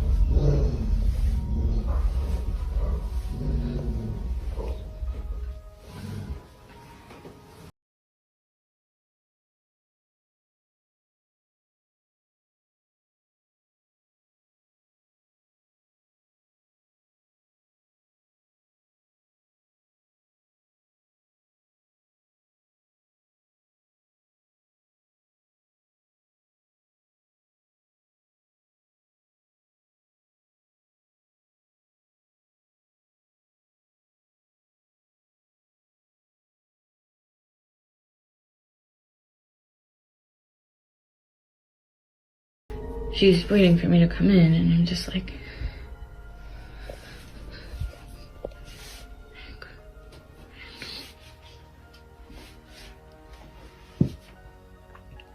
what? What is it? This isn't a one-off. Britt notes the pattern. The property includes a small private grave area for her grandparents and their cats, a handful of crosses and stones near the front acreage. Josie often posts up facing that spot at dusk, studying it like it has a heartbeat. Josie.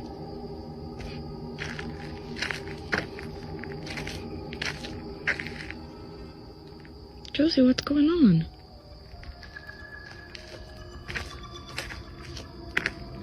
Recently, a stranger addition, cattle from a neighboring ranch wandered to the fence line after dark, surround the burial patch, and stand motionless facing in, as if waiting for something to move. Also been asking questions about the graveyard. Yes, we do indeed have a graveyard on this property. So this was my grandparents' ranch, and it was their wish to be buried right here, just where they were.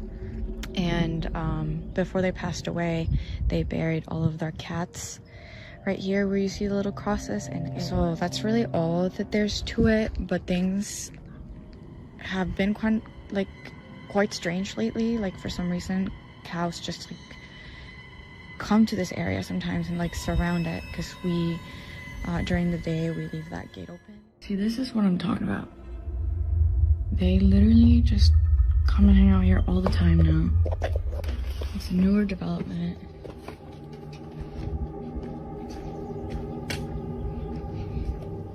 Like, why? They just kind of come and really graze around this area. And they just kind of will freeze and won't move. Britt films the delivery drop. As she re-enters to silence the alarm, she feels a yank at her sleeve, sharp, targeted like fingers tugging fabric. Spooks, dumps food, and bolts back outside. Thank you. Thank you so much. Sorry about that. Yeah, this location is outside. No here. Oh, that's so Yeah. interesting. Yeah. Oh, I'm so sorry. Yeah. It's okay. No problem. Thank you so much. Okay, thank you. Have a good night. Oh my god. Yeah, You're a cow? I scared is a cow. They're actually not mine. I don't know. It wasn't showing up.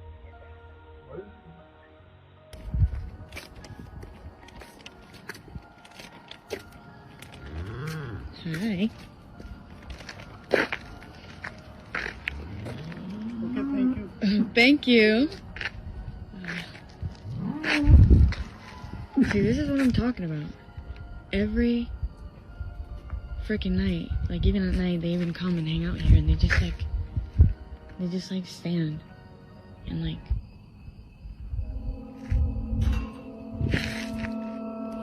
Are you for real right now?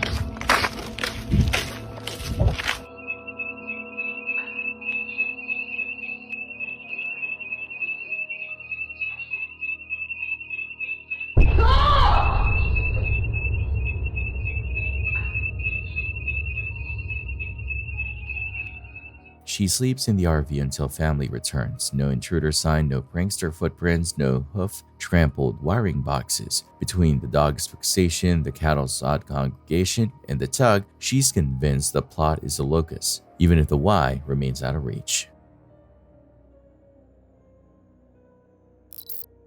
Hearing panic bellows ripping through his barn, a farmer sprints over expecting a calving or a predator. The surveillance pole tells a different story. One heifer has been mouthing a jacketed line strung along the stall rail, a convenience run for fans and clippers, when her incisors worry through the insulation.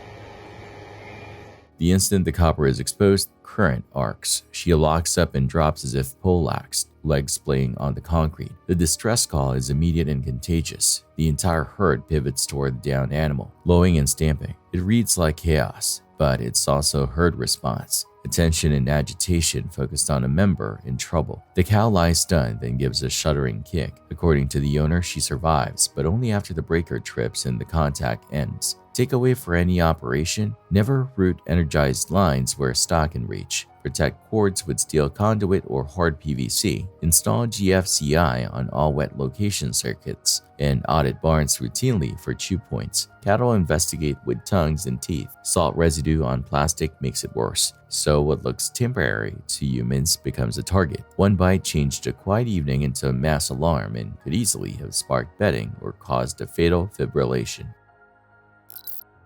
Jorge has documented smaller anomalies, footfalls, doors settling, distant cries, but one December night becomes a sprint. Like some...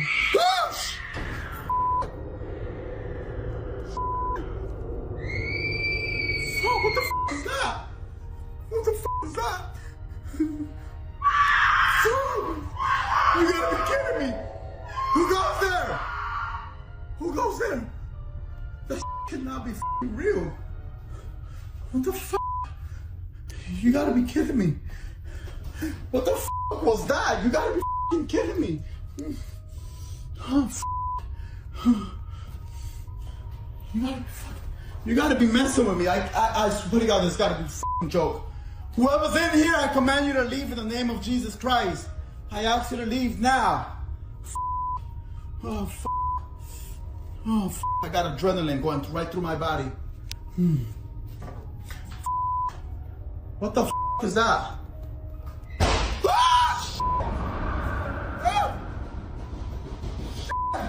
What the who goes there? You gotta be f***ing kidding me. Wasn't this close? Oh, gosh. What the is that? Guys, you gotta be kidding me. What's the thing? Oh, I'm getting a headache badly. I'm getting a fucking headache badly. Oh,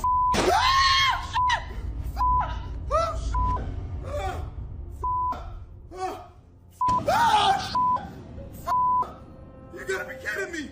Oh, While filming, a scream cuts through the house, a long, distorted, not a neighbor shout. He challenges the intruder he assumes must exist. Cabinet thuds answer from another room. He swings the camera repeatedly between hall and galley, orderly then empty. Then, after a beat, absolute disarray. Chairs spilled, drawers yawning, every cabinet door blown wide like a staged crime scene. The edit is continuous enough to compress the window to under a half minute. Could someone off camera have ransacked the kitchen that fast and slipped past him in the same corridor? Possible in theory, improbable in practice. The skeptic's checklist remains: string pulls, pre-loosened hinges, accomplices. Jorge's own conclusion is simpler and darker. He's dealing with something that wants to be allowed, to be seen, and to own the space. Guangdong, October 11. Flames boil out of a second-story unit, black smoke shearing across a facade. At a barred window, a woman braces herself, one arm clamped around an infant, the other white-knuckled on the grill as heat curls paint from the sill.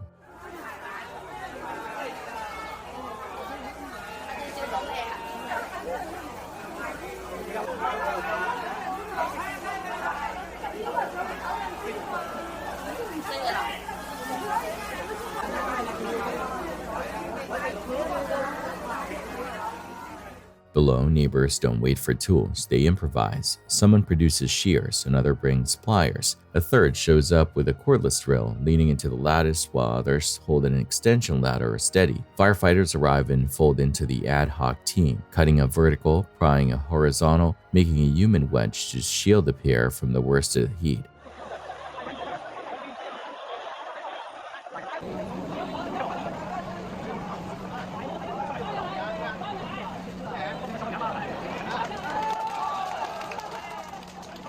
The moment the opening is negotiable, hands thread the infant out first. Carefully, then the mother is swung down into a ring of arms. By noon, officials declare the blaze out and astonishingly no fatalities. The video is a stark lesson in how window security can invert in an instant. What deters intruders also traps residents. Retrofitting barred flats with interior quick-release mechanisms, keeping a glass-breaking tool inside, and drilling evacuation routes are the difference between a near miss and a headline with a body count. Here, speed, numbers, and nerve turn a worst-case scenario into a saying. Anything I called you guys for help. Oh, shit! Oh, they about to go to... Oh, they're going to Matamo Bay. Ah! These niggas dumb! Ah! Ah! It was a quiet Friday morning in Ohio until police were called to a local convenience store about a woman causing a disturbance. She claimed the store was selling alcohol to minors, refusing to leave until someone was arrested. But when officers arrived, what began as a simple conversation spiraled into chaos. The woman, later identified as Taylor, insisted she'd witnessed an illegal sale. The officers explained that without proof, she'd need to report it to the state liquor authority and leave the property as requested by the store. But Taylor wasn't having it. Her voice grew louder, her frustration boiling over. Each question turned into an argument, every instruction met with defiance. You guys here will not leave me alone. She says I'm selling a minor, which I'm not. She don't have an ID on it, so I wouldn't sell it to me. You want her to leave the property? Please do. Hi. Hi, are you the police officer that I got called? Okay. Sure am. Okay. I see him selling to a minor. And what did he look like again? What was that? Sold a cigar, right? No, he sold beer to a minor. He goes to school over there at Akron U. Okay, call the state liquor control. Call the state liquor control. I will do that. So you can't arrest him now? Nope. But that's what you're supposed to do as a cop, right? If I have evidence. If you have evidence. I'm telling you. So he wants you to leave the property, okay? Oh, does he? Oh, does he really? Okay. That's fine. I will. No problem. Who got my wait? What Are you going to leave the property? You need to arrest you? Yeah, if you don't leave her. Why? I didn't do anything. Criminal trespass. Is it? It's criminal that you're not arresting him right now after I The just told you. state will do an investigation and give him a tip. Oh, I will. I don't know. She's not really playing by the rules right now. So. I'm not doing anything. I called you because she's selling to minors. He wants you to leave the property now. But you're supposed to come talk to me because you're selling to minors. I'm talking to you. Yeah, I told you are. what you need to do. Call state liquor, give them a tip. You're supposed to call state liquor. You're the cops. I don't even know what that is. You flipped me for what? I didn't do anything. Ma'am, do you want to leave the property or do you want to go to jail? For what? Jail for what? Because we're telling you need to leave, so now you're criminally trespassing. Why am I came to buy something. Okay, and they want you to leave, which is their right. They can refuse service to you. No, but he did something wrong. Okay, what did I do? I called you. They want you to leave. I called you. Ma'am, are you going to leave? I called you Yes to or help no? me, and he tried to hit me. Ma'am, are you going to He leave? tried to hit me, and you're not doing anything about it, huh? Don't Yeah, we're going to send you to jail if you don't leave the property. That's what we're going to do. When the officer told her to leave or face arrest, she stood her ground. "I didn't do anything wrong," she shouted, claiming she was just there to shop. But after multiple warnings, patience ran out and handcuffs came out. Going to leave. I don't have to. I came here to buy something. Okay, He's not selling anything. Ma'am, last chance. Are you So why is he grabbing the beer then? If he's not selling anything and no one's talking. He's not selling to you. He doesn't want to sell to you. How do you know He that? has the right to refuse service to you and ask you to leave his property. So he can sell It's to a private minor? property. But how did you know that? I didn't tell you that on the phone. Ma'am, are you going to leave? you Yes or no? leaving? How did you know that? How did you know that? How did you know? How did he know that? Are they arrested? Yes, they are. I didn't do anything wrong. As they tried to take her into custody, Taylor screamed for help, thrashing and pleading as if she were the victim. The store's calm parking lot turned into a stage for her meltdown, every shout echoing louder than the last. Officers warned her to relax, even offered chances to comply, but she continued fighting, shouting about injustice and conspiracies. Help me! Help! Taylor, stop. No, people. Help! I didn't do anything wrong! I didn't do anything! I didn't do anything wrong! Calm down. Look, no one I didn't do. He's trying to help you. I didn't do anything wrong. Help me! Listen. Get it on video! It is on video. It's on video? You gotta get in the Oh cruiser. shit! Help! Settle. Help! Help me! Help! Settle. Help! Get in the cruiser. Help! Help! Please Help get the me! cruiser. Help! Help! Do we need to put you in a wrap? Help me. Listen, if you don't stop, we're going to put you in a wrap. Help. When she refused to get into the patrol car, they warned her again, comply or be placed in a restraint wrap. She kept resisting, crying out about being innocent and insisting she'd only called the police to report the crime. But by that point, she was the crime. That's a wrap. We're going to put you in a wrap. Why are you going to put me in a wrap? Because you're not going in the car. I'm not complying because I didn't do anything. I was at the store and he sold to a minor. Oh my God, I called you for help. You want to go in there? Oh man. Yes, they are. Oh, Taylor, you're fine. I am, yes, Tay. It's going to hurt a little bit. She's talking to herself. Let's just put her in it. What am I doing? I'm not doing nothing wrong. I came to shop at the store. Okay, listen. Listen what? Last chance. Last chance? Get in the car. We're putting you in the wrap. For what? I didn't Because do you are anything. under arrest. Trespass. Huh? We explained this to you. We gave you multiple lawful commands to leave the property. You did not. They are. Yes, they are. But I didn't do anything. Okay. And you're going to still wrap me up? Yep. Yeah. For not doing anything? Because you're being non-compliant. Will you get in the back seat? I'm being very compliant. Will you sit in the back seat? Can I go? Yes, you should. All right. Have a seat in the back seat. Because it's going to get worse than I did. Exactly, Taylor. You got it. Okay. Damn. Thank and you. everybody got their phones? Yes, they do. We just pink slipped her last week. Oh, you know? Yeah. She died! The mother... arrest me. Because you're all going to be on the... Oh, shit. And they don't know... Once inside the cruiser, Taylor's rants didn't stop. They only evolved between claims of being targeted, religious rambling, and bizarre self-conversations. Officers soon realized this wasn't just defiance, it was delusion. Anything, I called you guys for help. Oh, shit!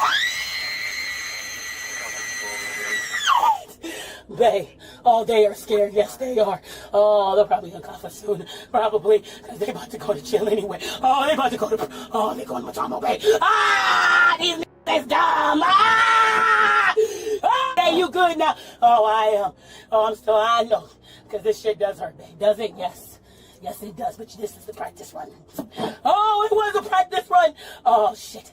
I think he didn't need, you can get out of them cuffs. I think I can, but don't run, Taylor. Deputies later discussed prior incidents involving her erratic behavior, even mentioning welfare checks tied to her young son. I got called for her twice last week. First time she was having a full-on conversation with herself in a car window. I just let it go. And then we got called the second time because she was screaming out her window for like an hour. She was just screaming bloody murder like this. So we went up, we went in the apartment. 9-year-old son's in there with her. Yeah. And we ended up pinking and Rule 6 in the kid.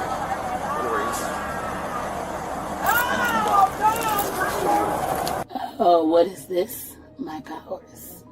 I can make people listen to. Even restrained in the backseat, she kept spewing wild accusations, bouncing between paranoia and self-righteousness. Every second was another reminder of how quickly a minor complaint can turn into a full-blown disaster. You can? Oh, yes, that's what we be doing. We are in them too as well, because God is in everybody, you idiots. Oh, shit. No, I didn't.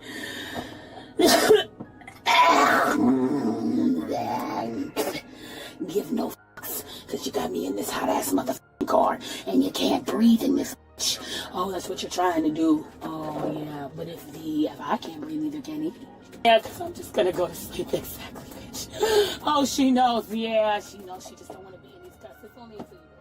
In the end, Taylor was arrested and charged with obstruction and criminal trespass. Her story stands as a warning. Sometimes the line between standing your ground and digging your own grave is just one refusal too many. A tour guide named Landon is tailing a leopard across scrub when the cat pauses. 2 hyenas already on a kill. Except it isn't antelope flesh they are worrying. It's serpent. A massive python on the order of 4 meters had apparently just finished choking down a South African antelope in the bushline. Hyenas, being consummate opportunists, crashed the scene with the snake exhausted and distended, the roles invert. Apex ambusher becomes carrion. Jaws clamp, hide stretches, coils slacken. Enter the leopard. Reading the hyena's distraction, it darts in, seizes the serpentine prize, and hauls it off in a fluid theft that leaves the scavengers snapping dust. 3 guilds intersect in seconds: constrictor, scavenger, stock and pounce predator, and the tourists get a field lecture in energy economics. Effort versus reward. The python's mistake was time spent digesting. The hyena's mistake was security around their find. The leopard's edge was timing. For viewers, it's visceral. For biologists, it's textbook intra-guild competition and kleptoparasitism. One animal intercepting another's food to conserve its own calories. No narration required. The hierarchy shuffles right in front of the lens. A morning reporter, Sam Hesler, goes live from a cemetery known for twilight tours. She frames stones behind her and delivers a standard bridge. As you can see behind me, As you can see behind me here, we have a few gravestones, but what you can't see because it's dark out. viewers later flag a brief, pale form moving left to frame, taller than a headstone, gliding rather than stepping. There and gone between syllables. No crew member was placed in that axis. The live van is parked opposite, and traffic is nil pre-dawn. Could it be a distant walker or a moth near the lens creating parallax? Both are candidate explanations, yet the outline reads human scale at the background plane, not macro. Sam didn't notice it in the field, the audience did later, prolonging a clip that would otherwise vanish with the morning. To free a bogged tractor, workers jam wooden planks into the tread for bite. The moment the driver throttles up and the tires hook, 2 things happen at once. Torque reaction tries to rotate the chassis opposite the wheels, and instantaneous traction shifts a line of force after the center of gravity. The front lifts, first a wheelie, then a near vertical stand, while the spinning mass keeps climbing. Without forward momentum to bring the nose back down, the machine arcs over its rear axle. This is the classic rear overturn, fast, violent, and often fatal. It's why every AG safety course drills the same rules. Recover with the toe from the drawbar at axle height, never high on the frame. Feather throttle, avoid sudden grip changes, and if you must self-extract, dig ramps and use traction mats rather than loose lumber. Security video from Paler, Gujarat shows a half-finished bridge buckling without warning. A worker sensing the shift breaks into a run, 2 strides, 3, and then the deck drops in a hinged fold.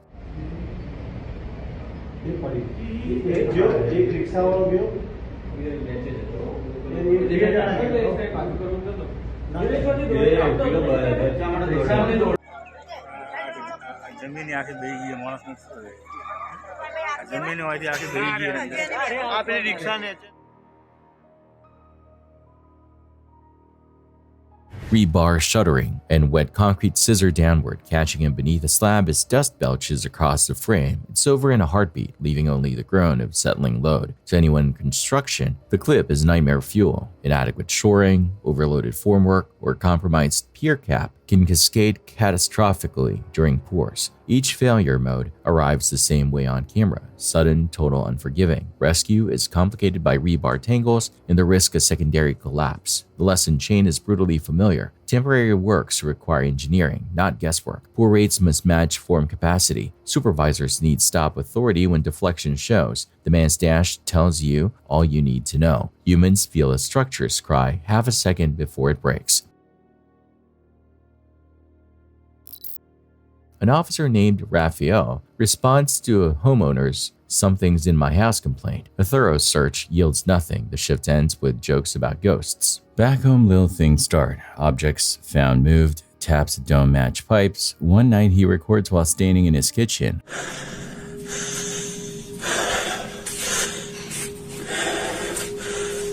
Tem alguém aí? Foi você, Branca?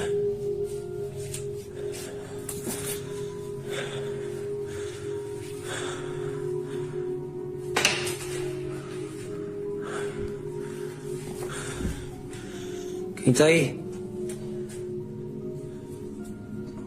Ai! Ai!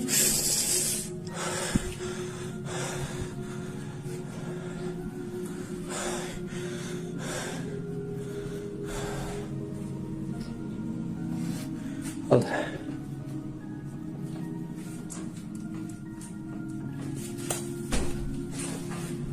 Alexa, liga a luz do banheiro, Alexa. Tudo bem.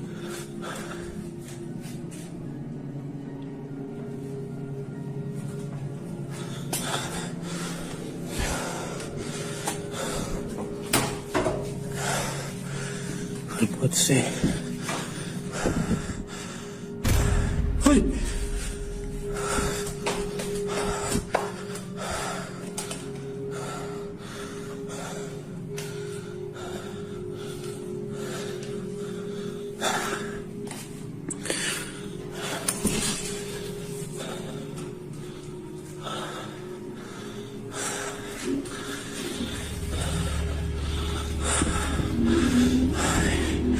Quem tá aí?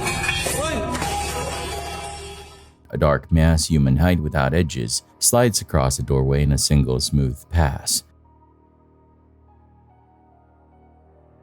He enters immediately, empty room. An item on a surface shifts a beat later, as if nudged. If staged, the blocking is good. If real, it fits a pattern officers sometimes whisper about. You don't always leave a scene with only paperwork. The unsettling question for Raphael isn't whether the homeowner imagined something, it's whether he inadvertently offered whatever it was a ride.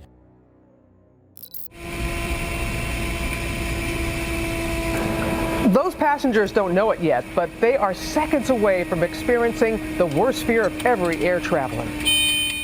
Hawaii, December 2013. A 9-seat commuter hop turns into every flyer's nightmare when a warning tone slices through the cabin and the engine sputters over open water. Within seconds, the pilot commits to ditching. Phone video catches the surreal calm before impact. The prop drone clipped exchanges. Then the violent slap of the fuselage hitting the Pacific and green light flooding the aisle. Suddenly, the alarm sounds. The plane is going down, spiraling into the ocean.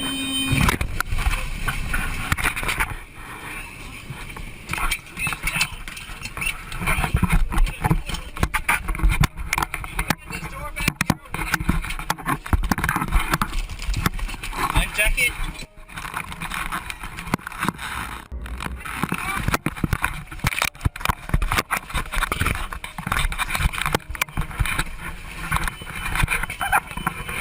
A mad scramble as water fills the inside of the plane.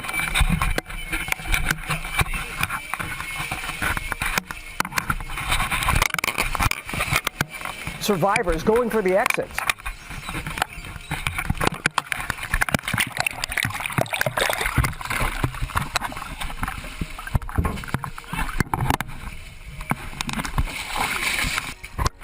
Clinging to anything they can get their hands on.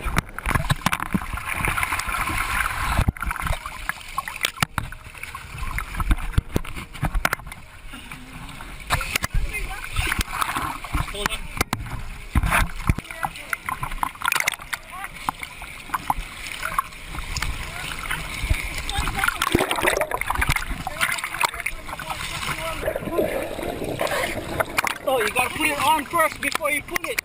You gotta put it on first.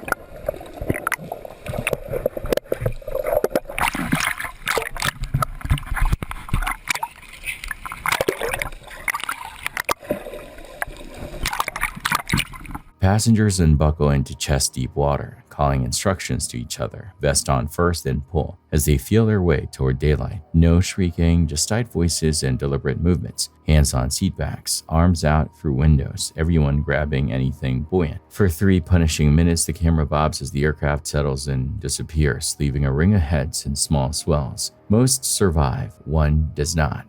It is that 5th time stop, and everything that you remembered in your past, your loved ones and everything, this, I didn't say goodbye to them.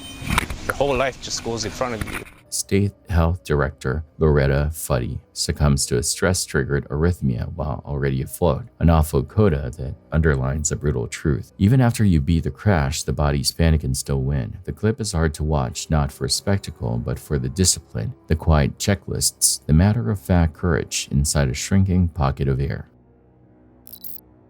On October 11, a residential CCTV camera catches smoke coiling off a parked motorbike. Lithium cells, fuel vapors, and residual heat are a cocktail you don't want escalating near a lobby. A security guard clocks it, sprints in, yanks the charger lead, cutting one ignition source, and tries to roll the bike clear. Flames surge at the tank.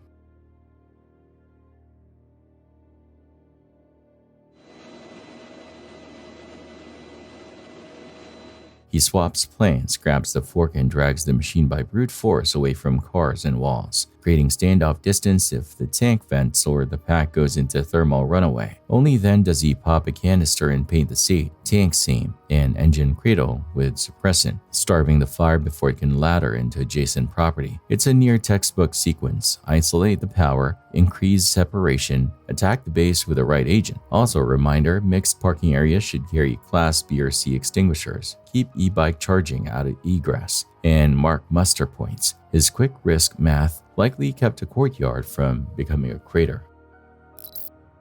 A TikTok user pulls into his drive and films from the car. Already unnerved, through the window he can see the stovetop lit, though he left the house cold. He enters cautiously, narrating.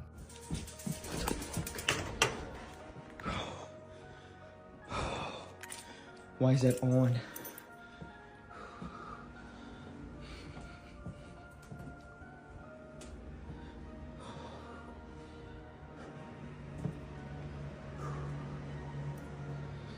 Why was that damn door?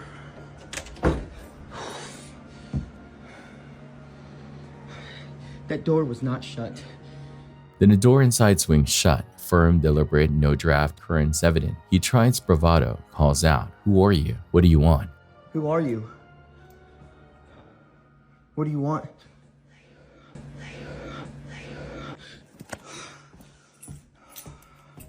I'm out.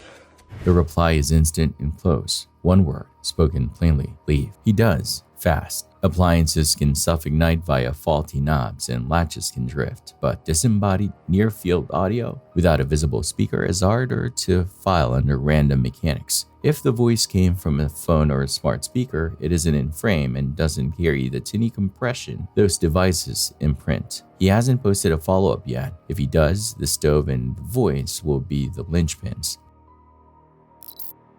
Cincinnati Zoo 2016. A western lowland gorilla named Harambe, 17 years old, nearly 400 pounds, a critically endangered animal, finds a small visitor in his moat after the young one squeezes through a barrier and falls. For shooting and killing an endangered gorilla instead of tranquilizing him after the animal dragged a child around its enclosure. The child had fallen into that enclosure. Cell phone video records chaos on the viewing deck, cries to stay still, pleas not to spook the silverback. Staff face the worst kind of no-win calculation, tranquilizer lag versus the unpredictability of a startled apex animal at arm's length from a vulnerable youngster. They fire a lethal shot. The footage and headlines ricochet worldwide, igniting grief, anger, debates over exhibit design, parental vigilance, and the ethics of captivity. Whether you see tragic inevitability or institutional failure, the recording preserves one untenable minute where human safety, animal welfare, and irreversible consequences collide. Thanks for watching. Stay vigilant, friends.